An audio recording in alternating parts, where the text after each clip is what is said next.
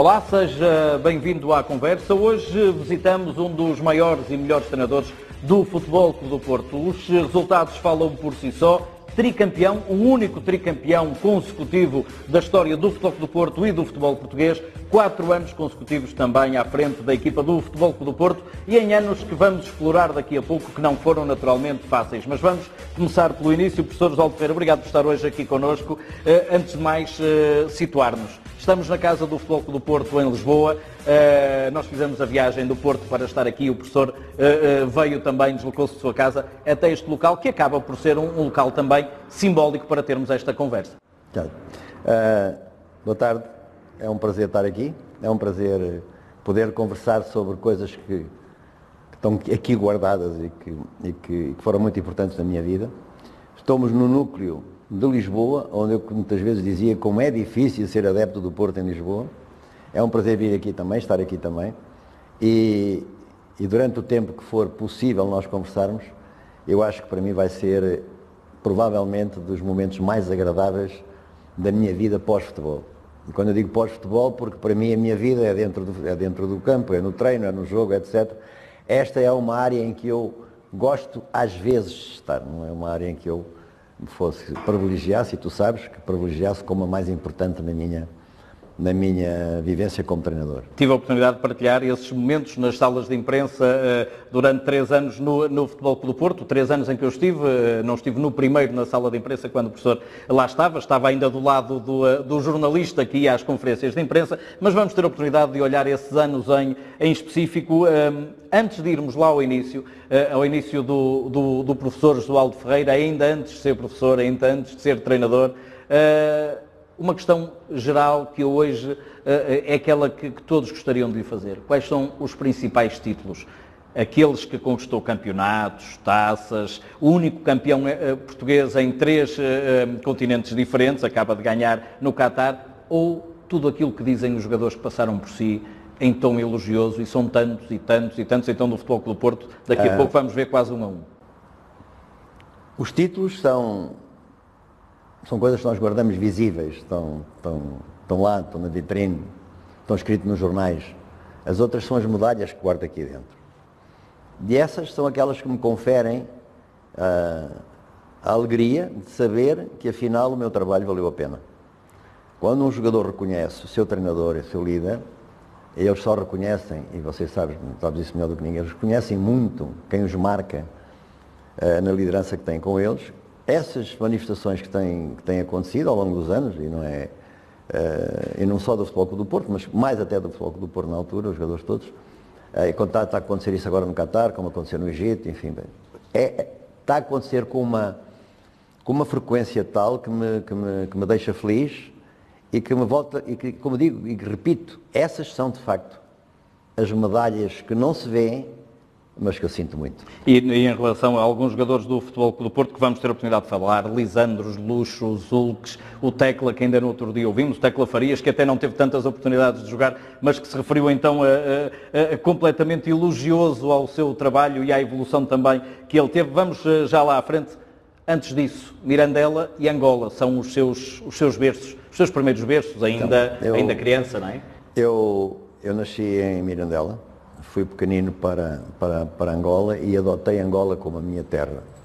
Mas, curiosamente, tenho muita coisa de Angola, continuo a ser um homem do ar livre, um homem que não gosta da gravata, um homem que não gosta muito dos fatos. Sou um homem que gosta muito do ar livre, como eu disse, e por isso do ar livre para ser treinador e estar lá sempre, não é de handball, que está sempre dentro do pavilhão ou de voleibol, mas estar lá sempre foi uma do que eu senti mais por ter sido criado praticamente em África. Quando vim para Portugal, vim para Chaves. Vim para Chaves, um clima frio, uma cidade bonita, um liceu que estava em grande ebulição naquela altura, mas desportivamente com pouca expressão. Dali, por mais uns tempos, fui até Aveiro, onde também tive a possibilidade de jogar, enfim, e de participar em algumas manifestações interessantes. Estamos a falar de uma cidade do interior, diferente daquela que eu estava habituado, até que saltei para Lisboa e para o ISEF. Professor, jogar, quando diz jogar, estamos a falar De que nível? Porque não, porque de facto eu naquela altura só tinha possibilidade de jogar a um nível baixo, não era fácil, não era fácil. Eu, por exemplo, joguei com o Pavão, e na altura, se vocês se lembram, no Futebol Clube do Porto, no dia 13 de dezembro, no jogo que nós tivemos, não sei se te lembras, quando eu fiz uma homenagem eu não me lembro de ter visto, estava a acabar de nascer, mas naturalmente todo... Minha, que eu fiz ao Pavão, ao Fernando Pascoal das Neves, que morreu naquele dia. O Pavão foi meu colega de equipa. Jogámos juntos no Desportivo de Chaves enquanto júniores. Ele teve a sorte de sair para o Porto e de se transformar no jogador que foi. Eu acho que fiz um trajeto, ou melhor, eu acho que fiz as melhores escolhas. Eu tive possibilidades de continuar no futebol profissional. Acho que tinha algum jeito, mas efetivamente não tinha muito jeito para ser aquilo que eu depois exigia dos meus jogadores. E em que posição? Médio, jogava a médio. Eu era gostava pouco cerebral. De correr e gostava mais de pensar, não é? Pouca gente conhece essa história do João Ferreira, jogador, enquanto ia tirando o curso. Não teve muita expressão. Eu tive que fazer uma opção, quando vim para Lisboa, tive que fazer uma opção de vida. E essa opção era, ou fazia a faculdade e continuava ligado à faculdade e o serviço militar obrigatório em África, onde eu teria que ir e que eu não estava muito disposto a ir, não sei se iria, ou seguir uma outra carreira que podia ser de futebol profissional e seguramente que naquela altura eu tinha ido para a África, tinha ido para Angola, para Moçambique ou para a Guiné, como combatente, enfim, integrado nessas forças especiais. Portanto, a minha opção foi feita por gosto, porque eu queria ser treinador. E foi feita também por obrigação, porque eu não queria ir, de facto, para a África. Eu não me estava a ver em Angola a combater contra pessoas e contra gente com quem eu tive o gosto e o prazer de viver e com quem eu me integrei muito bem, de quem eu gostava muito. Estamos a falar quando um tipo tem 16 anos, quando um tipo tem 20, quando tem 21, vai crescendo, vai tendo outras ideias, tem inclusive políticas, mas a verdade é que naquele momento a opção teve que ser feita. Eu acho que fiz aquela que devia ter feito. Fiz bem, felizmente foi esse o caminho que eu segui, com uma grande mágoa, porque eu acho que, pela paixão que eu tenho e tive pelo futebol e tenho pelo futebol, faltou-me de facto esse bocadinho ali de jogo mais a sério, como outros colegas meus. Que era um jogo muito empelado, muitas vezes, seguramente jogou mais vezes empelado que em relevado por aquela altura. Quando jogávamos em relevado era uma festa, então deves calcular. E mais, já como treinador, quando íamos jogar em campos relevados, era realmente um dia especial. Portanto, estamos a falar do futebol de há muitos anos atrás, não é? De há muitos anos atrás. E, portanto, este foi o início da minha carreira. Foi quando eu realmente decidi, e bem, fazer o curso de Educação Física. Podia ter ido para Coimbra, provavelmente para a Académica, também naquela altura houve possibilidades de o fazer, para Direito. Estou convencido que acabava por ficar um ano na universidade e depois 2 anos depois estava em África, que eu não queria, não é? E então nessa altura eu decidi, e bem, repito, mais uma vez, tirar aquilo que eu queria, que era fazer uma formação académica superior, mas não queria ser professor do liceu, nem professor da escola, nem nada. Queria ser treinador. E esta é uma ideia que me cresceu cá dentro, porque quando eu tinha 19 anos, eu estava no Chaves e tive uma desavença com o Chaves e fui jogar para o Valpassos, que estava na 3ª divisão. E cheguei lá, tinha 19 anos para 20 anos, e quando o treinador saiu, estranhamente a direção colocou-me a mim como jogador-treinador. Imagina eu, com 19 para 20 anos, não sabia nada de treino, não sabia nada de nada, mas a razão porque é que eles me escolheram para ir para aquela função foi uma coisa que ficou sempre cá dentro de mim, não é? Liderança. De liderança. E então, nessa perspectiva, eu fui, quando fui para o ISEF e quando me formei, quando me licenciei em Educação Física, todos os meus focos, todos os meus estudos, tudo aquilo que eu fiz na minha vida foi direcionado para o treino e direcionado para ser treinador de futebol. E estamos a falar dos meados dos anos 60, quando conclui o curso, em Lisboa, não é? Sim, estamos na capital, antes ainda de 25 de Abril. Exatamente, estamos a falar de 1970, quando eu acabei a licenciatura, que depois fui para o serviço militar obrigatório, mas já fui para a Marinha, porque tive a possibilidade, face à formação académica que eu tinha, de poder ficar no território português, em Portugal, em regimes de especializações que havia naquela altura. Fiquei na Marinha, onde tive 3 anos, é verdade, foi algum tempo de interregno, e em 74 estava na Federação, integrando, depois do 25 de Abril logo, integrando uma equipa técnica que, vejam bem, liderada pelo Sr. Pedroto. Pedroto em 74 é o líder da equipa técnica da Federação Portuguesa de Futebol. Há um conjunto de pessoas que vêm e eu entro no futebol juvenil pela mão do Dr. David Sequerra, que é outro dos elementos a quem eu tenho uma grande gratidão. Portanto, na altura já havia essa ideia de um Pedroto visionário, de um Pedroto à frente? Naquela altura havia a visão que havia era do Pedroto, o boss, o senhor futebol, o mestre. Quer dizer, ninguém contestava sequer uma ideia, nem uma palavra daquilo que ele ditava. Não é? Uma das coisas que eu não me esqueço é que há uma altura mais à frente no tempo em que o presidente do Futebol Clube do Porto chama mestre o treinador, que é o professor Josualdo Ferreira.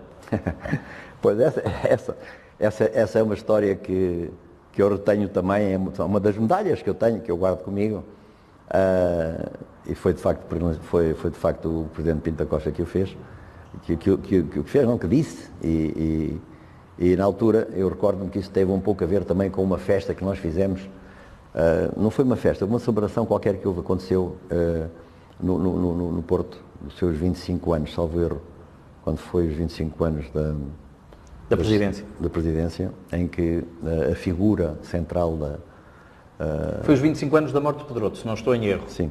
A figura central era, exatamente, o Sr. Pedroto.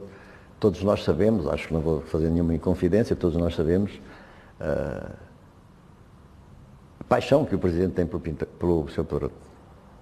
A amizade que os unia e a forma como ele falava do Pedroto era de alguém que tinha uma admiração profunda por ele e, portanto, quando ele fala em mestre, enquanto o mestre era o outro, você compreende que isso a mim me tocou bastante. Vamos lá atrás. Influências de Pedroto também, como é? Quais eram as principais influências naquela altura para quem queria começar? O Pedroto naquela altura era treinador do Porto e era da Federação. Nós naquela altura podia-se fazer muita coisa, não é? Nomeadamente ter um selecionador que fosse treinador também. Estava a reentrar no Porto ali, não é? O Pedroto chega em 75, 76 ao Futebol Clube do Porto de novo. Em 74, depois abandona o cargo e vai efetivamente para o clube. Aliás, isso é uma prática que aconteceu uns anos depois com o Artur Jorge, que também foi treinador do Porto e treinador da seleção. Mas a vivência com ele foi muito interessante porque ele um dia perguntei-lhe, mister, com muito acanhado, não é? E perguntei-lhe, mister, qual é o segredo do seu sucesso? E ele riu-se e disse-me assim, ter bons jogadores. É um segredo que se mantém até hoje. E depois acrescentou, e trabalhar muito e ser muito mais esperto que os outros. Acrescentou. E aqui é Pedroto. A outra toda a gente diz, não é? Mas esta parte final é Pedroto, de facto. Mais tarde, como todos sabem a história do Pedroto, tem aquele célebre jogo nessa altura, mais ou menos nessa altura, quando ele vai à Inglaterra jogar a Wembley com a seleção portuguesa. 0-0, não é? Seleção dos baixinhos. O meio campo tem 1,60 m de altura. Eu outro dia tentei ver o meio campo, mas era o Frasco, era o Otávio, era o João Alves e era o Vítor Martins. Acho que eram estes quatro. E mais o Oliveira, que também não era muito alto, não é? E, portanto, há um 0-0 lá em Wembley, quando eles, depois dos ingleses terem feito para aí 20 fora de jogo, que ele disse, chamou-lhes estúpidos, que eles não eram tão inteligentes assim para entender. Este era o Sr. Pedroto. O contacto que eu tive com ele mais tarde foi quando eu vinha como selecionador nacional, vinha ao Porto muitas vezes ver os jogos, e naquela altura eu vou fazer outra inconfidência, que não é confidência nenhuma, toda a gente sabe isso, mas estava o João Pinto, o João Silva Pinto, estava naquela altura na equipa de júniores do Porto e estávamos uma vez a ver um jogo, um Benfica-Porto, um Porto-Benfica neste caso, e eu estava lá como técnico da seleção, e eu falei-lhe no João Pinto, e ele diz assim, este miúdo, rasgo a minha carteira se isto não for um craque do Futebol Clube do Porto no futuro. Olha, a carteira eu acho que ele continua com ela, não a rasgou, e o João Pinto toda a gente sabe qual é a história do capitão do Porto. Portanto, que mais tarde tive um prazer grandíssimo, enorme, de ter sido o meu assistente durante 4 anos nas tais vitórias que nós vamos falar daqui a pouco. Ainda antes, neste percurso todo, o professor começa aqui em 74 um percurso até agora de 45 anos, não é? 45 anos de treino faz agora.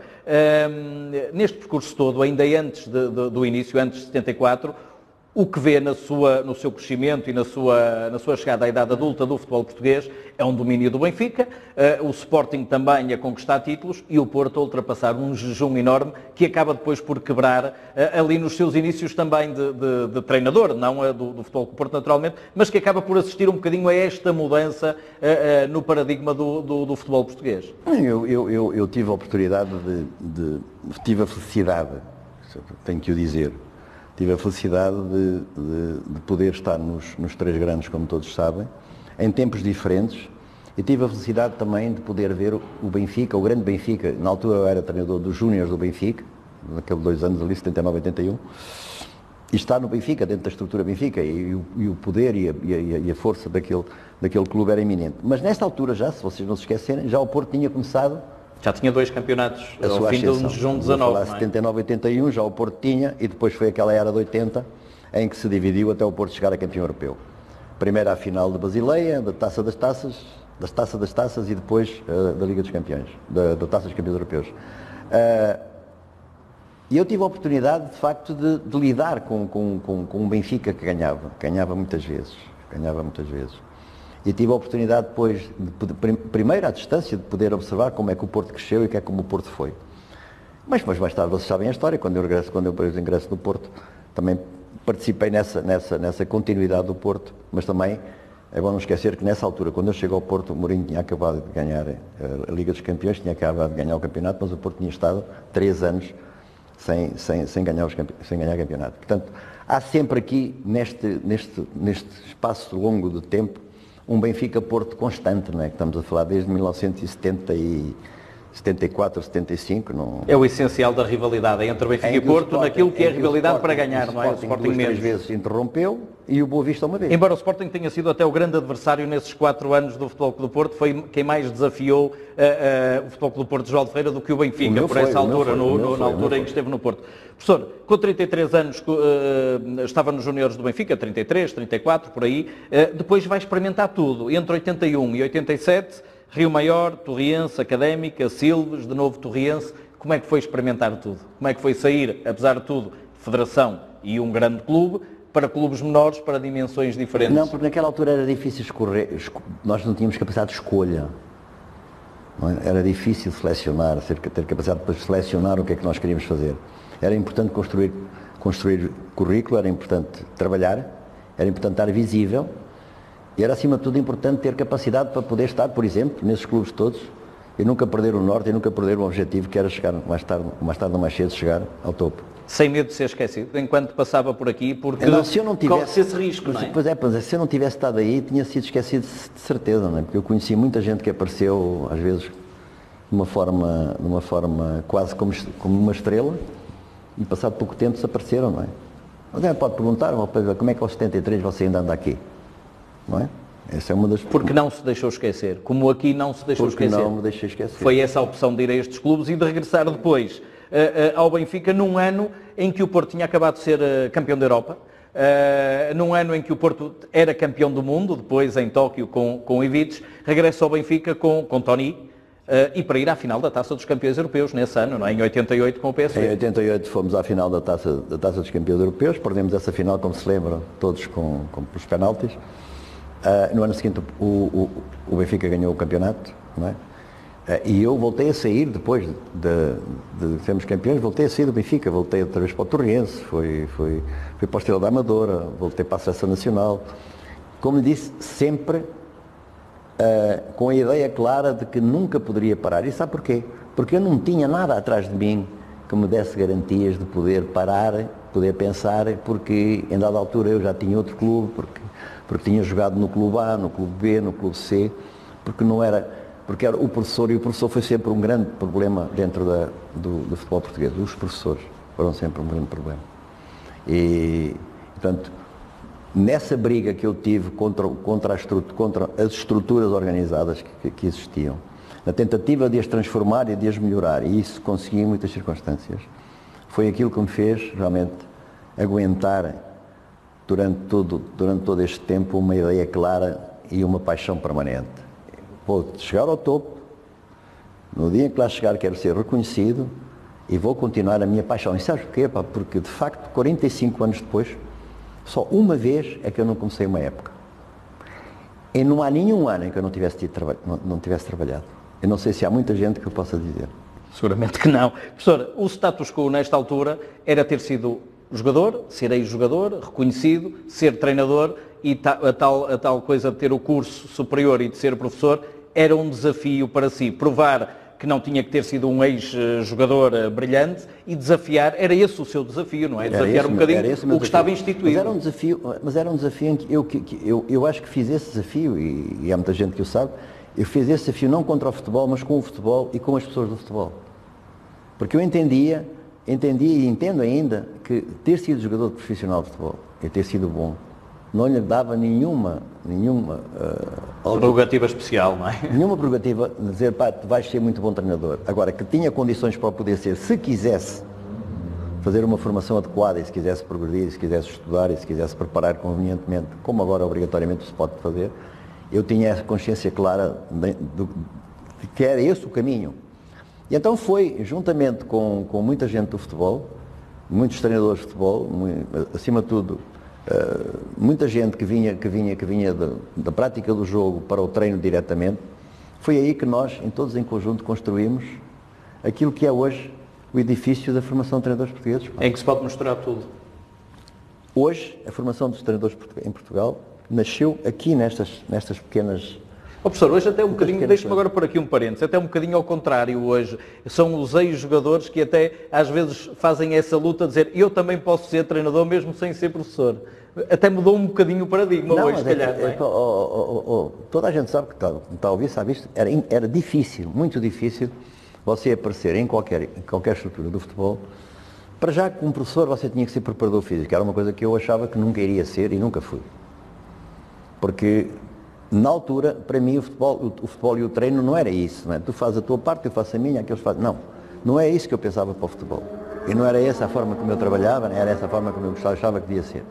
E, portanto, era importante criar equipas multidisciplinares, com gente que tinha vários níveis de conhecimento, em que era possível integrar tudo, e, por exemplo, nisso até, o Sr. Pedroto foi pioneiro. Foi o primeiro criador de equipas técnicas multidisciplinares, mas integradas. Até nisso foi pioneiro. Professor, neste trajeto ia saindo, como dizia, para ser treinador principal, mas ia regressando ao Benfica para ser adjunto de Tony. Não teve medo que ficasse essa marca, quando se tratava de clube grande, aquilo que dizia é o professor, é o preparador físico, é o adjunto, que ficasse para sempre essa marca? Não, mas eu tinha que correr esse risco, não é? Eu não podia, eu quando regressei ao Benfica, em 87, primeiro estive no Benfica em 79, 81 como treinador. Toda a gente, pronto, era eu responsável pela formação do Benfica, pelo treino, das minhas equipas todas. Eu tinha as equipas todas do Benfica naquela altura. Mas, quando regresso em 87, regresso com uma função diferente. E regresso porque eu disse, eu só volto ao Benfica nestas condições, porque a minha carreira está lançada como treinador principal e não posso vir tomar uma outra posição aqui se não estou a andar para trás, embora fosse o Benfica. E disse-o claramente, fico aqui, se me for permitido integrar a equipa técnica profissional do Benfica, na altura era o Sr. João Mortimer, o treinador, e ao mesmo tempo ter influência, agora fala-se muito nisso, né?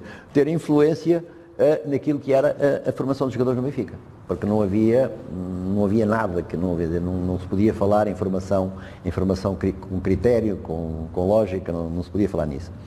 E isso foi aceito. E foi aí que eu comecei, simplesmente depois o Sr. Mortimer saiu, veio o Sr. Ebs Covedal, as coisas correram mal e o Tony é convidado. E quando o Tony é convidado, ele convida-me a mim e naquela altura não há como dizer que não é? Não há como dizer que não. E pronto, e foi assim que eu continuei foi assim que eu fui adjunto do Benfica, tive um prazer enorme em estar no Benfica, tive um prazer enorme em ser treinador adjunto do Tony. Tem 4 vidas no Benfica, em mais de 10 anos, não é? 4 vidas no Benfica. E acima de tudo... Dois campeonatos e uma taça. E finais da Taça dos Campeões. Campeões. E no meio disto tudo, falamos de Torriense, de Estrela da Amadora, de Seleção. Para o homem de Mirandela, a sua vida era aqui. Quem olhava do Porto para si nessa altura, olhava para alguém, e falamos disso mais à frente, alguém que estava conotado. Quase todos pensavam que era natural de Lisboa, que era alguém que estava conotado aqui apenas com a zona da Grande Lisboa, que era do Benfica, não é? quero amor. Houve alturas em que eu cheguei a dizer várias vezes, atenção que eu sou do Norte, se calhar mais do Norte do que você que está para aí a falar, não é? Eu disse várias vezes isso, mas isso não era, e acho que ainda há um bocadinho essa ideia, como há noutros países também, não vamos pensar que é só aqui que essas coisas existem, não é? De facto, era impossível não ser conectado com o Benfica, era impossível.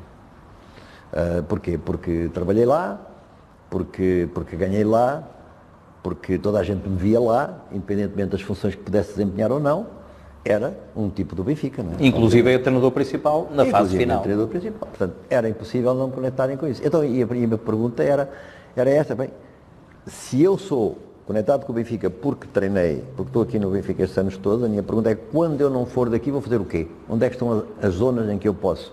E o Porto sempre foi, na minha cabeça, uma ideia de poder vir a treinar o Porto. Ou primeiro vir a trabalhar no Porto. Porque o Pinto da Costa deve-se lembrar que em 1984, quando o Artur Jorge assume o cargo de treinador do Porto, o Artur Jorge gostaria que eu fosse trabalhar com ele para o Porto. E o Pinto da Costa lembra-se disso seguramente. Eu na altura não aceitei porque tinha o convite à Académica para ser treinador principal da Académica. Então, na primeira, tal treinador principal que eu queria, e que foi muito difícil para mim, porque lá está, continuava a ser sempre o estigma do professor. E, portanto, estar no Porto e poder vir a ser treinador do Porto era, de facto, um objetivo que eu tinha dentro de mim. Eu não falava isso com ninguém, nunca troquei impressões com ninguém, mas quem não gostaria de vir a ser treinador do Porto no futuro? Quem? Conheci muito treinador em Portugal, nunca ouvi dizer, que dissesse, se o Porto me convidar eu não vou. Nunca vi. E que não gostasse de experimentar aquele sabor que é especial e que o professor depois provou de saber o que é estar daquele lado, não é? Não só, e de poder ganhar muitas vezes. Quem estava a ganhar, quem ganhou mais, quem estava a ganhar mais, poder ganhar muitas vezes, isso. Para quem gosta de ganhar como eu, e para quem sempre trabalhou para ganhar, estar num clube em que eu tivesse possibilidades de ganhar, era ótimo. Aliás, como aconteceu anos anteriores, em relação ao Benfica. Ao Benfica. De resto, professor, estava-lhe aqui a falar da sua quarta vida e última no Benfica antes do Futebol Clube do Porto. É na entrada do novo século. O professor vem ao Alverca, na altura liderado pelo agora presidente do Benfica, até assina um contrato de longo prazo e encontra uma equipa onde tem jogadores como o Mantorras e o Ricardo Carvalho, por exemplo, que mais tarde viria a ganhar tudo no Futebol Clube do Porto e a ser o jogador que todos nós conhecemos. E foi diretamente do Alverca para titular do Porto. Do Alverca, exatamente, para titular do Porto em 2001. E depois vai para o Benfica, é treinador principal do Benfica. Ainda me lembro de um ou de outro jogo, dois jogos especialmente no Dragão, rasgadinhos, um ficou 3-2, outro 2-1, não é? Assim, rasgadinhos. Na altura, o Porto do Mourinho que ganhava tudo. Claro. Não, porque era... Eu acho que toda a gente que está agora a ouvir a nossa conversa sabe que... No Dragão não, nas Antas ainda. Não, já jogos nas Antas. Nas Antas. Toda a gente sabe que esta altura que estamos a falar do Benfica é uma altura má do Benfica. Em 1994 o Benfica é campeão nacional. E de 94 até 2005, quando voltou a ser campeão nacional, passaram 11 anos e o Benfica não ganhou nada. E a pergunta é, como é que é possível num clube como o Benfica estar 11 anos sem ganhar? Realmente só grandes clubes é que conseguem, então. E isso, primeiro é a revolta, né? Depois é quase que o comodismo e depois é as medidas que têm que ser tomadas para que se volte outra vez para cima. Então, tipo, olhar para aquilo que se passa com o Liverpool, que há 29 anos não é campeão, conseguimos perceber que aqui no nosso burgo mais pequeno, 11 anos para o Benfica é muito, como 5 ou 6 anos para o Porto também. Ou mesmo 6 anos para o Benfica também. Porque o Benfica foi campeão em 2005 e depois só voltou a ser em 2010. E pronto, e a partir de 2010 as coisas alteraram-se de uma forma que é visível neste momento, portanto, 2010 para cá, nunca fiz essas contas, mas há uma grande paridade entre o Benfica e o 5-5 ou 6-5 por aí. Esse espaço em que o Benfica não foi capaz, foi o espaço de morte do próprio Benfica, que vocês lembram-se perfeitamente que foi complicado, toda a gente sabe a história, e ninguém ganhava no Benfica. Não fui eu que não ganhei, ninguém ganhava. Ninguém, era impossível ganhar. Quando o Luís Filipe vem para o Benfica, diz-me que eu tenho que vir com ele do Alverca para o Benfica. Eu disse que não queria. Para ir perder, estava bem onde estava, que estava muito bem. Estava a fazer um trabalho excelente no Alverca. Foi por isso que ele me tinha convidado. Mas a verdade é que depois, pronto, há outras questões que não interessa conversar sobre elas, mas a verdade é que eu acabei por vir para o Benfica e acabei por pagar uma fatura de igual a que todos os outros que pagaram para trás e ainda alguns que pagaram para a frente. Não é? E o professor há pouco dizia que não há só uma temporada em 45 é que não iniciou, nessa sai do Benfica, mas não acaba a temporada sem antes voltar a trabalhar, que é aquele seu projeto também, eu diria bonito, porque é o início do Braga que nós conhecemos hoje. Era um Braga que estava quase para descer de divisão nas últimas jornadas, com um presidente jovem, que hoje é o mesmo com muito mais, naturalmente, anos de futebol. Como eu disse algumas vezes, se não fosse eu, você não tinha sido presidente 2 meses, ou então ia para a segunda divisão. É verdade, essa é uma história linda. É a vez que vem mais a norte. Foi, é uma história. Mais uma vez ao norte, é verdade. Olhando bem, eu saí de Lisboa há 17 anos, não é? Tive aqui apenas um interregno de 6 meses, estive fora de Lisboa 17 anos. Ou mais o estrangeiro, enfim, essas coisas todas. Mas a história do Braga é uma história bonita. É uma história de um clube que tinha uma tradição muito grande no futebol, que tinha uma história, era uma história grande no futebol, mas não era uma grande história. Porquê? Porque umas vezes estava para descer, outras vezes estava para ganhar. Ganhou uma Taça de Portugal. Não era um clube constante, não era um clube que tivesse, quer dizer, não era um clube que pudesse dar à cidade a ideia e passar a imagem de que nós somos fortes, nós somos grandes, nós somos enormes, como eles dizem agora. E eu acho que o meu início no Braga, que é difícil, que é tentar manter a equipa na primeira divisão e conseguimos, foi um desafio grande para mim. Esse sim é que era o desafio para perder. Se eu tivesse perdido aí, penso que tinha acabado. Portanto, mais uma vez o risco que eu ponho sempre nas minhas coisas me levaram a ir para o Braga. O Braga safa-se e é curioso que é uma equipa, empatamos com o Porto, com a equipa do Mourinho, que tinha ganho ali a Taça UEFA, empatamos lá, com um golo fantástico do Postiga, estávamos a ganhar 1-0, e safamos nesse jogo. Nesse jogo ficamos na primeira divisão. E no ano seguinte arrancou os 3 anos do Braga. Quinto, quarto. Há um jogo que toda a gente também se deve recordar disso, que eu guardo também com muito carinho, que é uma vitória que o Braga vai fazer já no Dragão. Ao Dragão já. E despede Vítor Fernandes? Pois, em que ganhamos esse jogo e ficamos em primeiro lugar à 19ª jornada da Liga. Portanto, não foi à primeira nem à segunda, à 19ª chegamos ao primeiro lugar. E portanto, esse Braga foi, se quiser o meu cartão de visita, foi aquele que disse, toda a gente olhar assim, mas afinal, este fulano anda aqui há tantos anos, e eu vi isso escrito várias vezes, anda aqui há tantos anos e só agora que aparece, é verdade. Que idade é que tinha nessa altura já? Quase 60. Quase 60 anos. Eu entro no Porto com 60 anos. Sim. O Braga imagina, são os 3 anos anteriores. Mas que azar eu tive de poder entrar mais cedo. Era uma das questões que eu tinha aqui, ainda não lhe tinha colocado. Eu às vezes falávamos, e posso também cometer essa em confidência, e o professor dizia, se eu tivesse chegado ao Porto com 40 anos, tinha ganho 10 campeonatos seguidos. Era capaz. Não sei agora, estou fazendo contas assim muito rapidamente, mas a verdade é que quando se chega ao Porto aos 60 anos de idade, chega-se com muita experiência, não é? Mas chega-se com pouco tempo também para poder usufruir daquilo que é a nossa, que aquelas vitórias e aquelas capacidades que nós temos que ter, e eu tinha, mas ninguém com 60 anos tem as mesmas capacidades que tem com 40. Pode ter uma boa cabeça, e é verdade que tinha, mas o resto também já não é tão forte assim. E portanto, quando eu dizia se chegasse ao Porto com 40, eu disse isso várias vezes, se eu tivesse aqui chegado mais cedo, se calhar havia mais campeonatos que eu ganhava. Mas estava-me a referir muito para o futuro, como é evidente. Não é? E o Porto ganhou ainda, apesar disso, ainda foi ganhar. Professor, chega ao Porto, mas não ao futebol do Porto, logo de imediato, porque a sua chegada ao Porto é ao Boa Vista. O Boa Vista era, na altura, a equipa que se intrometia, e que tinha sido campeã não muito tempo antes, tinha andado na Champions League, que se intrometia no domínio dos 3 grandes, muito mais que o Braga. O Braga começa com o professor ali a conquistar os 4º lugares, mas o Boa Vista ainda era uma equipa de enorme projeção. Esteve pouco tempo no Boa Vista, porque foi o apelo Eu tive pouco tempo no Boa Vista, mas foi um clube que eu fiquei a gostar sempre. E vou gostar sempre até ao fim. Fui muito bem tratado, percebi porque é que o Boa Vista tinha sido campeão. E percebi porque é que o Boa Vista era aquele clube, porque é que eles eram assim, porque é que eram os guerreiros, porque é que tinham um pouco a ver com o Jaime Pacheco, um pouco, não tinha muito a ver com o Jaime Pacheco, mas tinha muito a ver com a própria mística do clube, com o bairro onde é que estava. E aquilo que o Boa Vista conquistou, tão pequeno, conseguir chegar onde chegou, não era por acaso. Nada é por acaso. Nada. Conquistam-se muitas coisas que depois parece que é por acaso, não é verdade? E portanto fiquei a gostar muito do Boa Vista. E é curioso porque eu treinei 4 campeões, só me faltou um, foi o Belenenses. Há 5 campeões nacionais, eu treinei 4, o que é para um tipo de Mirandela, que é tal professor, acaba por ser uma história gira, não é?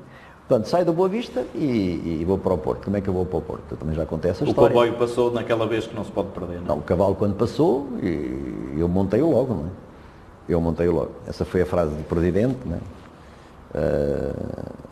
Tive que brigar até pela própria... A minha vinda para o Porto, eu estava ligado ao Boa Vista, não é? Eu fui apoiado pelo Futebol Clube do Porto, mas fui eu que fui discutir a minha saída do Boa Vista com quem? Com o João Loureiro, não é? Estamos a falar de alguém que não era nada fácil. E pronto, entrei no Porto, a uma semana de início do campeonato, e aí começou a minha história que todos conhecem, não é? Que é um pouco a parte mais brilhante da minha história de vida. O Futebol Clube do Porto ganha a Supertaça com o Rui Barros ainda comigo no banco, comigo na bancada. com o professor na bancada, e aqui, professor, demoramos quase 40 minutos a chegar ao Porto, o professor demorou 60 anos, foi um bocadinho mais. E fizemos aqui, abreviamos muito aquilo que foram os primeiros anos da sua carreira, mas dizia, nesse jogo nessa altura recebe várias heranças. Recebe uma equipa a jogar com 3 defesas, não era 3 centrais, era 3 defesas, que era um sistema que não era o seu. Uma equipa que tinha perdido, se queria jogar com 4 defesas, um dos centrais que podiam ser importantes, que era o Pedro Emanuel, tinha feito uma ruptura de tendão daqueles. Uma equipa que tinha tido alguma turbulência, o que levou à saída do Coadriense. Por essa altura o Vítor Bahia já não era o guarda-redes titular, havia que gerir a situação de um histórico do Futebol Clube do Porto. Muita coisa para, em pouco tempo, se adaptar o seu 4-3-3, que era o seu modelo e foi o seu modelo de eleição no Futebol Clube do Porto, nestes anos em que conquistou tudo. Olhou para o Porto como oportunidade, como o momento da vida, já disse várias vezes, como uma história de vida depois que havia de contar, mas acima de tudo estes desafios todos, eu imagino que lhe devem ter dado um gozo muito especial só de pensar neles, nas transformações que ia ter que fazer. Para imaginar que ela saía num carro, no Porto, depois de um treino e num carro, tocar o telefone, e ao lado tinha uma pessoa, que era o meu adjunto na altura, que toca o telefone, eu atendo e do outro lado está uma pessoa que diz, está, mister, sim, e eu pareceu-me, não é? Quem fala? Ele disse, Pinta Costa. Ah lá, está bom. Olha e tal. E pronto, faz-me um convite direto pelo telefone. Eu disse, pá, mas a gente tem que falar nisso. Não, mas olha que isto não dá muito para perder muito tempo. Então, e assim foi. Houve uma reunião, não com o Presidente do Conselho, com o António Henrique, que eu não conhecia também, e com o Aldanino Caldeira, que sim, assim eu conhecia, umas conversas, e pronto. E montamos aí a estratégia, qual era, da forma que eu tinha civilizada, legal e, acima de tudo, desportiva, não é? Para sair do Boa Vista para ir para o Porto.